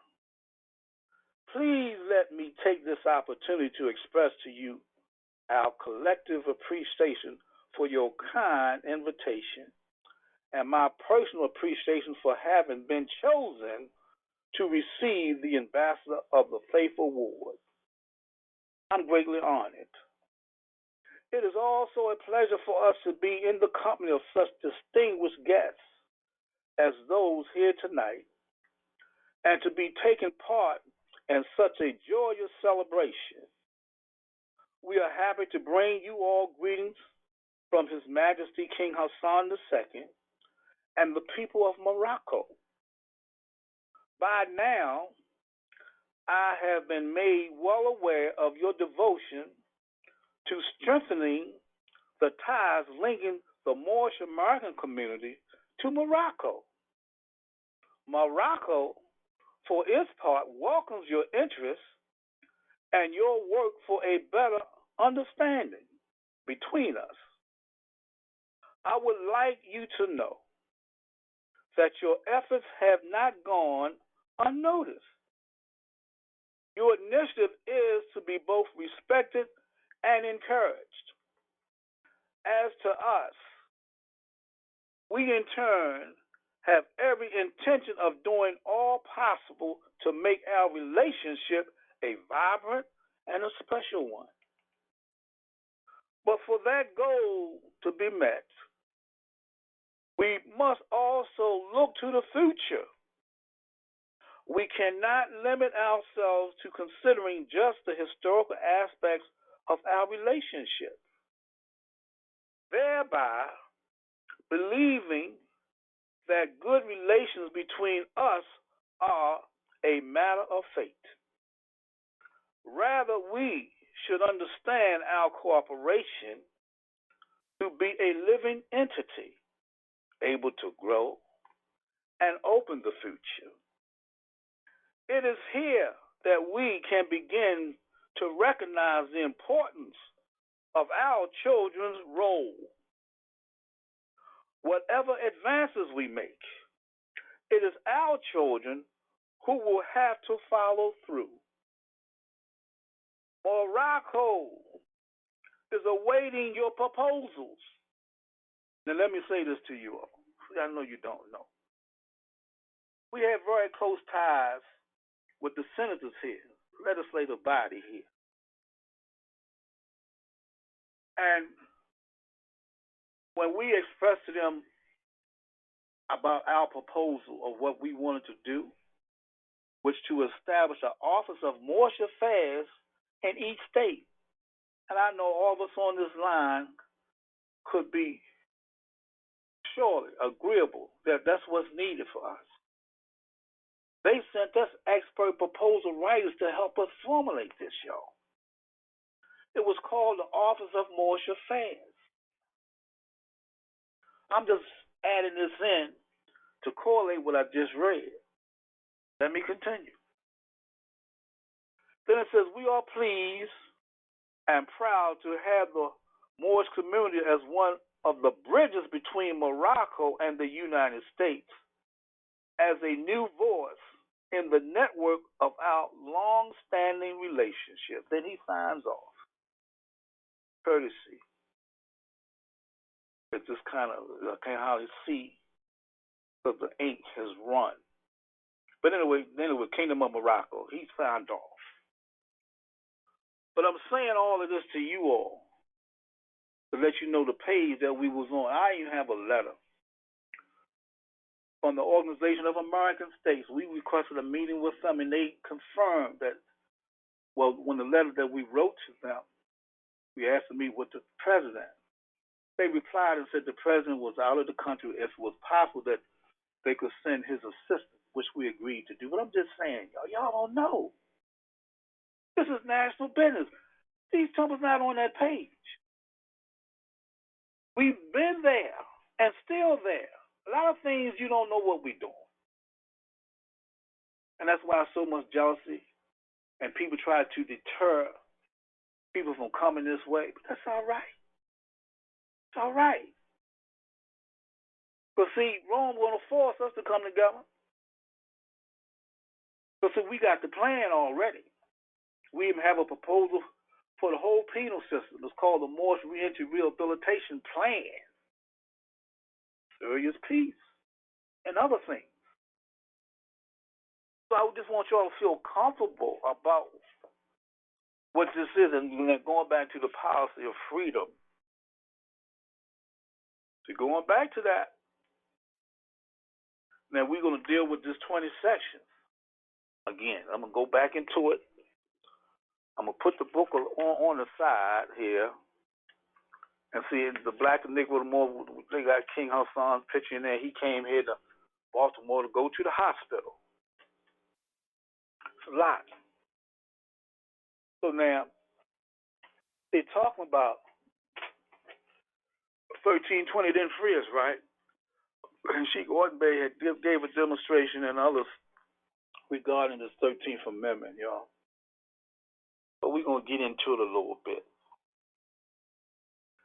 Now, when I said to you all, this is a policy of freedom. We are free people. You just don't know the laws that freed you. Oftentimes, when we have meetings with these officials, I always like to pose questions to them. And even these grand sheiks or whoever titles they have, I got questions for them. Maybe that's why when they hear my name, everybody scatter. I don't know. I'm not trying to deflate anybody. This is about the people. We all are suffering because of a liar and a lie. And we've got to make this lie show you that this lie is a lie, but the truth is the truth. And the truth does three things: set you free, make you free, and keep you free. See, we don't know how these laws set us free. And surely we don't know how they made us free, because if we did, we would stay free. So now the question, they're saying that Lincoln policy wasn't law, that the 13th Amendment was pro-slavery law. Okay. Well, on November 18th, 1865, 3/4 of the states ratified the 13 Amendment with 20 sections, made it law of the land. Emancipation Proclamation freed us just in the southern states, but they had to have an amendment to free us nationally, and that's what it was. I'm going to read this. Now, this is April the 8th, 1864. Now, this is in the Senate. But prior to this, they debated the slavery issue on March 31st, 1864 in the Senate. They call it the Hebrew Law. They debated the whole slavery. They said there's only but one remaining law to resolve it in so many words. It's the Leviticus/Hebrew Law. Why Hebrew Law? For a bunch of black folks and niggas. But they know who we are. And they said that this Levitical code or the Hebrew law contains a provision for the naturalization of foreigners, whether captives of war or voluntary immigrants, and by compliance with the requirements of this law, we become citizens, y'all, entitled to all the rights and privileges of and immunities of the native Hebrews. That's who we are, not native Indians, but native Hebrews. So now, they gave you the breakdown about the compensation in here, about you being free in here, how to maintain your freedom and obtaining your citizenship. All that was part of this debate in the Senate March 31st. So then this was their conclusion on April the 8th, 8 days later. Here it goes. Journal of the Senate. Now, this is a congressional record. Like I said, we got the certified copies of the passage of the 13 Amendment 20 sections from the National Archives. It says, pending debate. The president announced that the morning hour had expired and called up for consideration the unfinished business of the Senate of yesterday. And the Senate resumed the consideration of the joint resolution at 16. There's our 7. Proposing amendments to the Constitution of the United States and on the questions. Now we deal with parliamentary procedures now. On the question, will the Senator concur in the amendment made to the joint resolution and committee of the whole? This is after debate. On motion by Mr. Salisbury to amend the amendment made in committee of the whole. Now here we go. By striking out the words Article 13, Section 1, which says neither slavery nor involuntary servitude except as a punishment for crime, whereof the party shall have been duly convicted, shall exist within the United States or any place subject to their jurisdiction. Section 2. Congress shall have power to enforce this article by appropriate legislation and inserting, and here comes the 1320 now, and inserting in lieu thereof the following. So they limit the 13 Amendment with 2 sections. Y'all don't know about that. Because, see, that's the conspiracy. And you got to remember during this period, the radical element still controlled the Congress. That's why they forced the 14th Amendment on the South. Forced it on them. But the South was never out of the Union. They didn't succeed. They were just in rebellion. That's why the prophet in the warning said the 14th and 15th brought the South back in units. So then it gives you your 20 sections. And see, I'm not going to read all the 20 sections because of the time. I'm just going to do the bullet points. So when you get to section 19, which was read previously, it says when all of the several states shall abolish slavery. See, you don't see that word abolishment in 13 Amendment 2 sections. You don't see the word. Slavery then and thereafter slavery or involuntary servitude except as a punishment for crime shall never be established. See, they don't give you that part. It shall never be established. How come you don't see it? And in conjunction to that, they say, or tolerated in any of the states or territories of the United States, and they shall be forever free. Not just free. but forever free. But you don't know these laws that freed you forever. You don't know them. There's been a conspiracy, the greatest conspiracy. That's why there's a book by John E. Logan called The Great Conspiracy. See, the powers that be, the corporate side, they put this under wraps.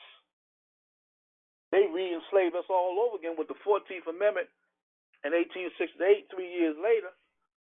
All the states became corporate according to the Act of 1871, so now we corporate slaves to this day. Y'all see where this is going? You don't know nothing about this. So that's why when I talk to people, even these European officials, I have a good time with them. Ask them two questions. Are you citizens of the government? And if you're a citizen, tell them the law to make you that citizen. And then when I get to our people, I ask the same thing. Then I say, are you free? Well, I don't consider myself free. I say, why? Because of this or that. I say, well, see, you're a free person, but you just don't know the laws that freed you. Now, you got your degrees, but they don't teach about this policy of freedom. So how can you address anything but what they program you to understand? They have indoctrinated us with the falsehood, the travesty. So you see, people, what's going on. So let me continue with this so I'm going to get to the vote count. And then it says, and see, some people, when they try to get this information, at the top of the page from the Journal of the Senate, they said it was determined in the negative.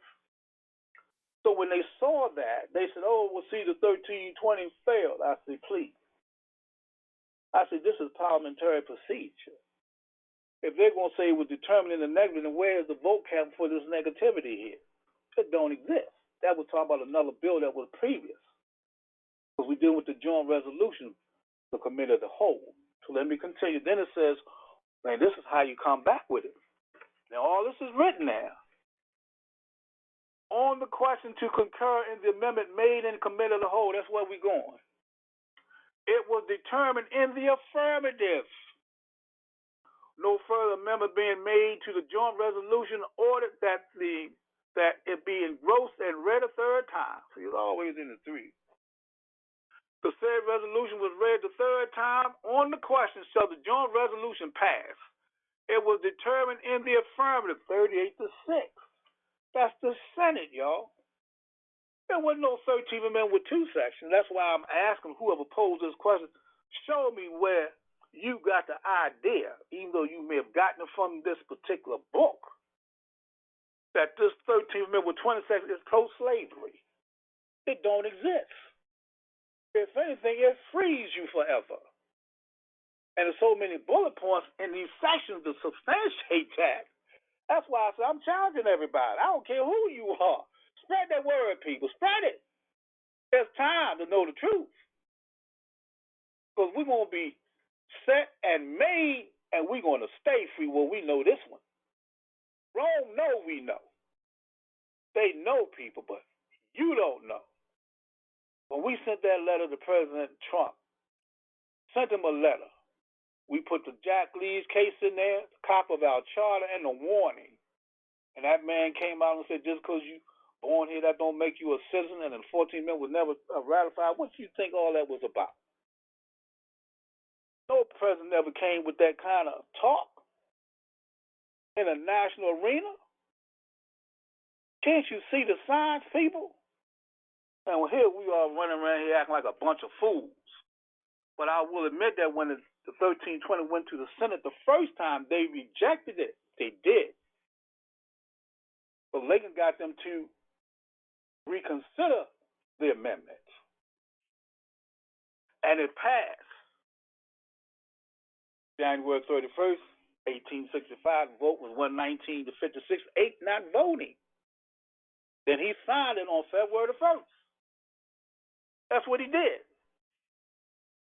And see, the people don't have a clue on what this is all about. They really don't. Because nobody's really teaching it.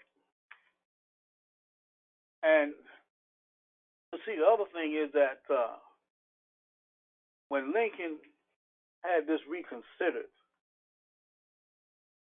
you go to Article 1. Let me see. Go to Article 1. And you go Article 1, Section 9. No, Section 7. I'm sorry, Article 1, Section 7. It tells you what the president's obligation is.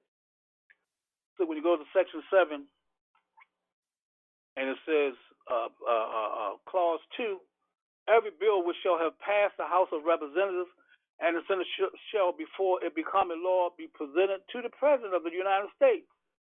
If he approves, he shall sign it, but if not, he shall return it with his objections to that House in which it shall have been originated, and who shall enter the objections at large on their journal and proceed to reconsider it.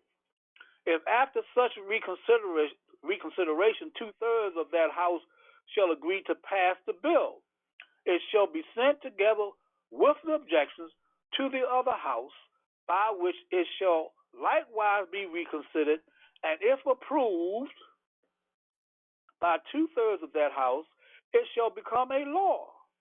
But in all such cases, the votes of both houses shall be determined by the yeas and the nays, and the names of the persons voting for and against the bill shall be entered on the journal of each house respectively. If any bill shall not be returned to the president within 10 days, Sundays accepted, after it shall have been presented to him, the same shall be a law, in like manner as if he had signed it, unless the Congress by their adjournment prevent its return, in which case it shall not be a law.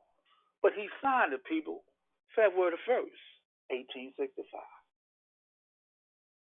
So, all this is evidence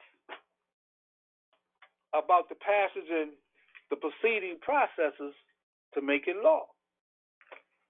And then we have the only federal case to validate that it's real. Jack Leeds. The motion was the 13th, 14th, and 15th Amendments was never properly ratified and does not reflect the provisions of the original 13th Amendment with 20 sections. So therefore, Jack Leeds prays this honorable court dismiss criminal Y-76083 and declare the rights of Moorish Americans across the country. They sealed this case. You can't get it.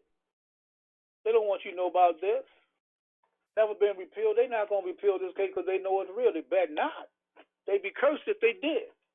This is divine law we're dealing with. This is divine intervention, people. That's what it is. Why do you think I said in the beginning, when they debated, they said there's only one law, divine law?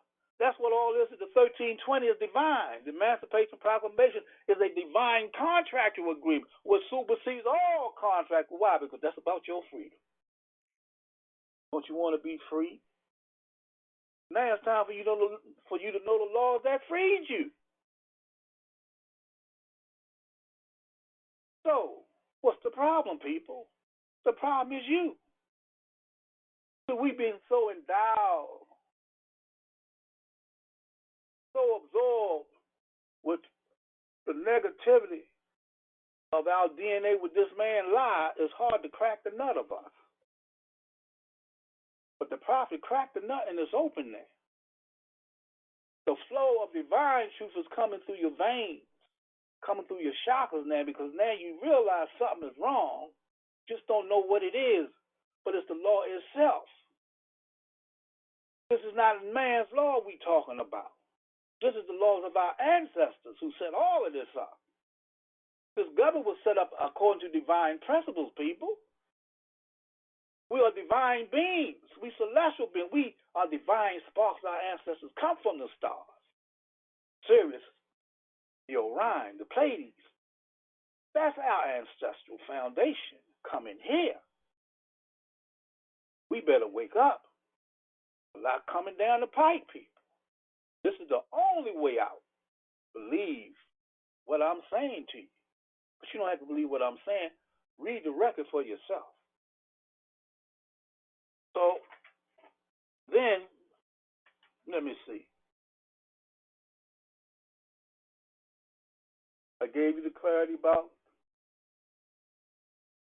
1320 Lincoln's policy. Right from there, we're going to deal with this other phase about our prophet. He states in the warning that the great sin, quote, is being practiced by our people, right? Well, we're going to go to what sin is. We're going to deal with the three with that one. Remove some things away here, out of my way. Go here. Let's see what the word sin means for those on this thread who maybe don't have this information. Let's see. When it says, please help me find clarity on these topics. Is the prophet victim blaming? What is the great sin being mentioned by the prophet? So first of all, we got to understand what a sin is. So let's see. A sin is a transgression of a religious or moral law, a condition of estrangement from God as a result of breaking God's law. That's the sin. Now, let's move this on the side. We're going to go into the warning, then with the word sin. The word sin is mentioned in the warning 5 times. Let's see where it is.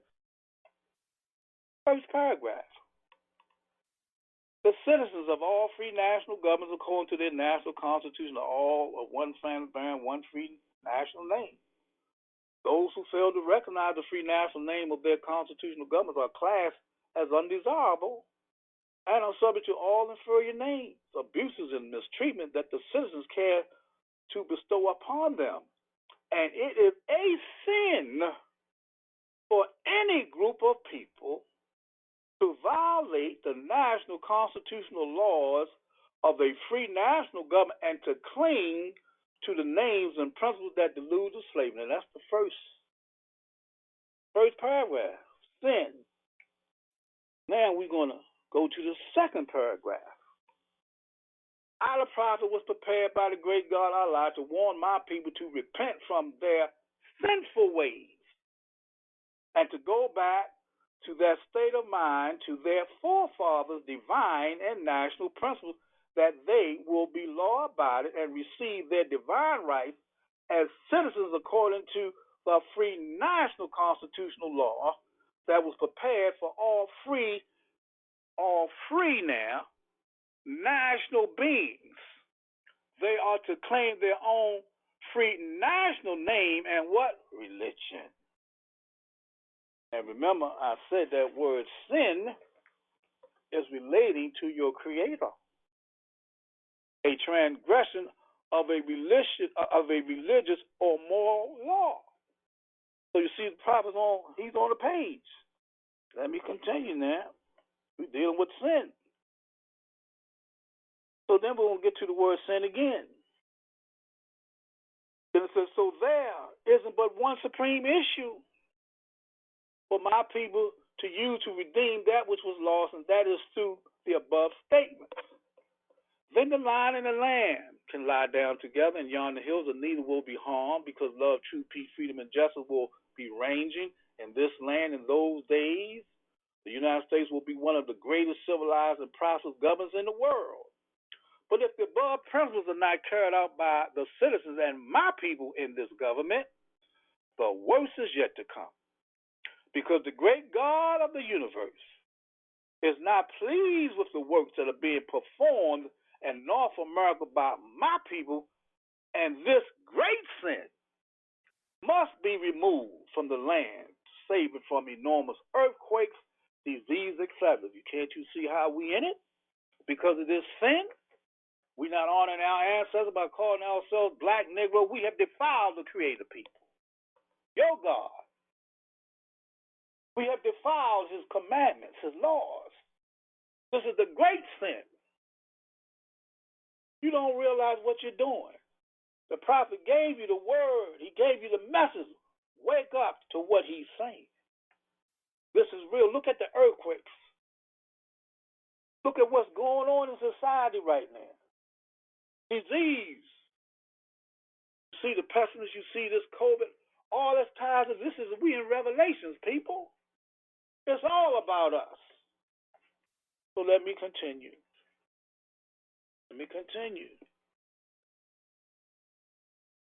So it says on the last page, then I'm stopping with this one.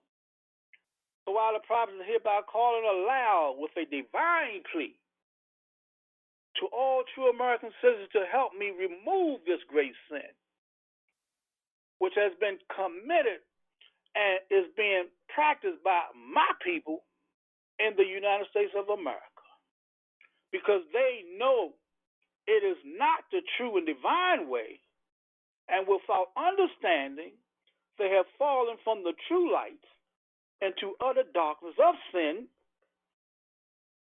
and there is not a nation on earth today that will recognize them socially, religiously, politically, and educationally, etc., in their present conditions of endearment, in which they themselves try to force on a civilized world. They will not refrain from their sinful ways of action, and their deeds have brought what? Jim Crowism, segregation, and everything that brings harm to human beings on earth. So that's why when you go anywhere on the planet, you say you black, African American, they know that's a sin. That's why they don't recognize you nowhere. They distance themselves from you. But you, yeah, I'm black and I'm proud, yeah, I'm a black American. And they looking at you cross-eyed.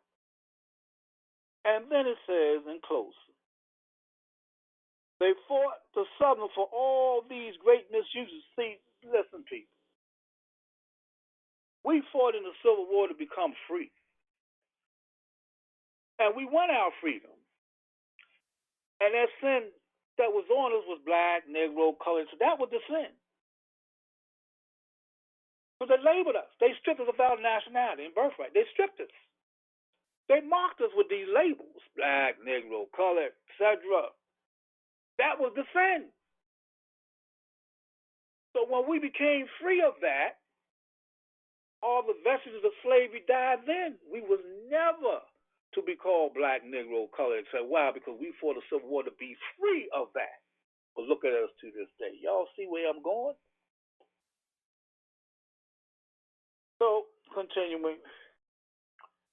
So the prophet says, but I have traveled in the South and have examined conditions there, and it is the works of my people continuously practicing the things which bring dishonor, disgrace, and disrespect to any nation that lives life. And I am hereby calling on all true American citizens for moral support and finance to help me in my great missionary work to bring my people out of darkness into marvelous light. From the prophet, noble Jew Ali. Serious man. Man of love. Man of love, truth, peace, freedom, and justice. Your prophet that you want to kick on the side. Don't want to revere him, but you revere everybody else. But there's not a soul out there, male or female, bought you your nationality, bought you your flag, bought you your chart, bought you you. But him. But you run from him. You better wake up, people. He brought the message of love. So what you gonna do now? All right. Put this on the side. Let me see what else is to this. Okay. I'm finished with this part. I'm finished with that particular question, Mo, so we're going to go to the first one, right? Islam National Grand.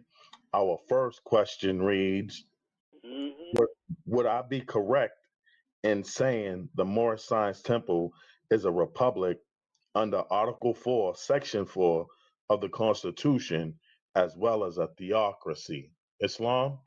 Islam. Okay, Mo, we're going to bang on this one. Okay, like I said, let me get to my page here. Man, where it is? Oh, every time when I want be lost. Okay. Oh, bear with me for a minute. We're going to deal with this one. Oh, you know what? I'm in the wrong book. For one. Okay, we're going to deal with this word theocracy. Now, I'm laughing because I heard the answer, but we're going to get into this, y'all. I have some stuff to share with you. A theocracy. Government of a state by the immediate direction of God, or by the assumed direction of a superstitious divinity, or the state thus governed. Dealing with the first one.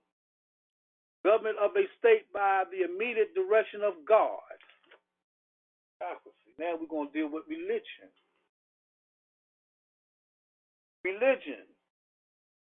Man's relation to divinity, to reverence, worship, obedience, and submission to mandates and precepts of supernatural or superior beings.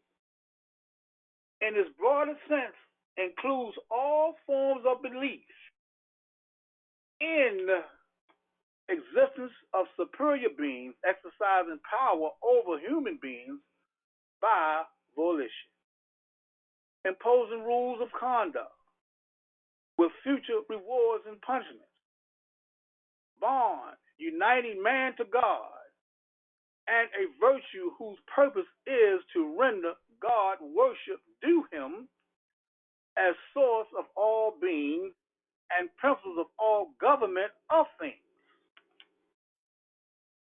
Y'all see that? So now, is the Moorish Science Temple a theocracy? Is it a republic? Y'all just hold your thoughts. Play with you now. You already got your answer. Now we're going to look up the word republic. All this is very important, people. Very, very important. We'll look up the word republic. A commonwealth, that form of government in which the administration of affairs is open to all the citizens. In another sense, it signifies the state independently of its form of government. Republic. And let me share this. This is a record, and if the question was posed the way it was, and the question was, the brother said, would it be correct in saying the Moorish Science Temple is a republic under Article 4, Section 4 of the Constitution, as well as a theocracy? Okay, that's congruous now. So let's deal with what I'm getting ready to share with you with this one. So it says the religion of the republic. Listen to what I'm saying now. The religion of the republic, laws of religious corporations, a treatise on the American social structure, civil and religious, being a concise statement of the relations of the states of the Union to the federal government, constituting the United States of America. All right, let me go here. Where any organization of persons is represented by a select body of its own members, unless there be something in its rules or in the delegation of authority to the contrary. The act of the majority of such body is to be taken as the act of the whole. Hence, the action of a majority of the trustees of a religious society will bind the members generally. Then it's a case to go along with it. So now I'm highlighting certain things. Put this on the side. And all this is part of this question there. Show about whether we are dealing with a bureaucracy and the republic. Corporate powers, 107. Cooperative associations for profit.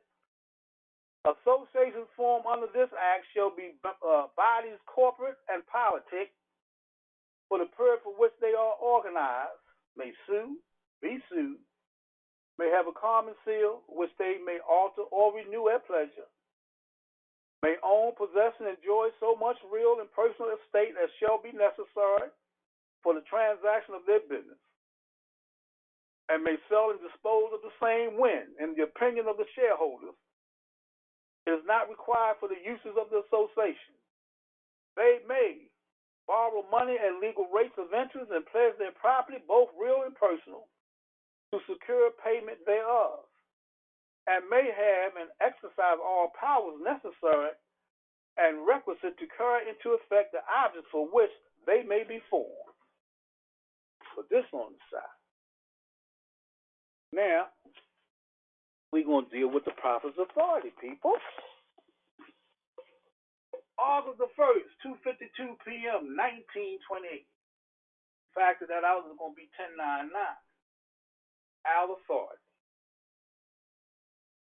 Copy book 521, page 579, State of Illinois, Cook County, SS number 10-105905. Corporation, religious affidavit of organization. Fast forwarding, going down. The Moorish Science Temple of America derived its power and authority from the great Koran of Muhammed to propagate the faith and extend the learning and truth of the great prophet of Ali in America, to appoint and consecrate missionaries of the prophet, and to establish the faith of Muhammad in America. I'm sure y'all seeing how to answer the question. So let me continue. I'm going to stop after this one. No, not one more thing, two more things. I'm going to get into the question with the 1320. Show y'all something. Business Organization 805 ILLC 110 Religious Corporation Act. And all this is predicated on her revised statute 32 paragraph 165. Such congregation, church, or society may change its name or make other amendment to its original affidavit of incorporation by passing a resolution of such amendment in accordance with the rules and usages of such congregation, church, or society, and filing an affidavit to that effect in the office of the recorder in the county in which such congregation, church, or society is located. Such affidavit or a copy thereof duly certified by the recorder shall be received as evidence of the due incorporation of such congregation, church, or society. I'm going to put this down. And we're going to go to the 1320. Now, I've said this on occasion that I'm going to be ending up, y'all. And we're going to go to the 1320. We're going to find out something here. All right. And remember, I've said often that the 1320, and remember that facilitates your nationality and birthright. That's the law that we use. And the 1320 enforces, man. Remember, prophet, we got to enforce the law of the state of the nation. So, question, what law we got to enforce? It's the law of the 13. So let's put closure to that. Okay. Well, let me get here.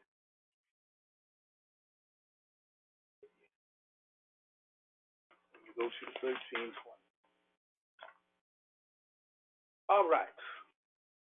Going back to the question now. The question is, would I be correct in saying the Moorish Science Temple is a republic? I just gave you the verbiage. Under Article 4, Section 4 of the Constitution, as well as theocracy. Okay, we're going to go to Article 4, Section 4. We're going to title 1320 in it. And when you go to Article 4, Section 4 of the Constitution, this is what it says now. We won't get it twisted. Article 4, Section 4 says, the United States shall guarantee every state in this union a republican form of government and shall protect each of them against invasion and on application of the legislature or the executive when the legislature cannot be convened against domestic violence. The way you see this in your policy of freedom, you go to Section 9 of the 1320. Well, let's see what Section 9 says. It says the regulation and control of the rights to labor or service in any of the states south of latitude 3630 is hereby recognized to be exclusively the right of each state within its own limits. And this Constitution shall not be altered or amended to impair this right of each state without its consent, provided this article shall not be construed to absolve the United States from rendering assistance to suppress insurrections or domestic violence when called upon by any state as provided for in Section 4, Article 4 of this Constitution. Now, this is the 1320 I'm reading, so it ties you back to your free national Constitution, which is your organic Constitution. Y'all follow me now? I ain't finished. So now we're going to go Section 10 of the 1320. So when you read Section 10, this says, no state shall pass any law in any way interfering with or obstructing the recovery or of fugitives from justice or from labor or service or any law of Congress made under what? Article 4, Section 2 of this Constitution. And all laws in violation of this section may, on complaint made by any person or state, be declared void by the Supreme Court of the United States. So now when you deal with Article 2, you deal with Article 4, Section 2, this is what it says. Article 4, Section 2 says the citizens of each state shall be entitled to all privileges and immunities of citizens in the several states. Then it says, a person charged in any state with treason, felony, or other crime who shall flee from justice and be found in another state shall, on demand of the executive authority of the state from which he fled, be delivered up to be removed to the state having jurisdiction of the crime. No person held to service or labor in one state under the laws thereof, escaping into another, shall in consequence of any law or regulation therein be discharged from such service or labor, but shall be delivered up on claim of the property to whom such service or labor may be due. And this is Section 10 of the 1320. Now you got other sections to tie you back to your free national Constitution, people, of the Republic. So y'all see what this is? Why this law is so important? The 13th Amendment, 13th Article 20 section enforces the Emancipation Proclamation, and it also enforces your free national Constitution, which is those first 7 articles, people. So you see why they don't want you to know about this? Wake up, people. I'll conclude my demonstration tonight. But that challenge, people, is on the floor. Y'all spread the word, because we're going to deal with this. I'm going to bust some people out. I got some questions for all these Moors. Lying to the people all these years. It's time to know people. Praise Allah for sending us our prophet noble to Allah. Love my God. I'm about his work. We're going to get this job done. This time. Thank Allah for sending us our prophet. Thank Allah for all of you. Because this is the real deal. We are one in our love to each other. Islam, Mo, thank you much. Peace, peace, peace. Islam. And thank you for summarizing our call and connecting the dots and giving us a summary, as you always do. Our National Grand Sheikh, Joe Bratton Bay, definitely appreciate you for all you have done, continue to do, will do, and haven't done yet. Love you much, National Grand. Thank you, Mo. You know that. Always, always. Yes, indeed. Praise Allah. Yes. Islam. Well, my good peoples, we have a total of 68 lines on the call, but at this time, we're going to begin to close out the same way we open, but you can catch us here next week's creation, same time, same space. And as was stated, our National Grand Sheikh said you can spread the word and that he will challenge any and anyone so we can get this work done. Islam, all praises due to Allah. But at this time, we're going to be closing the same way we open. Can I please have everyone who is able to stand erect, facing towards the east, heels together, toes apart, separated at a 45-degree angle, upper arms parallel to the floor, forearms perpendicular, 5 fingers erect and together on the left, and 2 fingers erect and together on the right.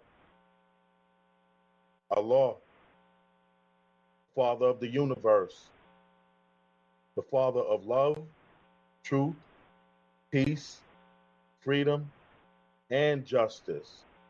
Allah is my protector, my guide, and my salvation by night and by day through his holy prophet, Drew Ali. Ameen. Trusting everyone has a safe rest of the week. Keep safe, stay sane. Until next week's creation, much love and peace, peace, peace.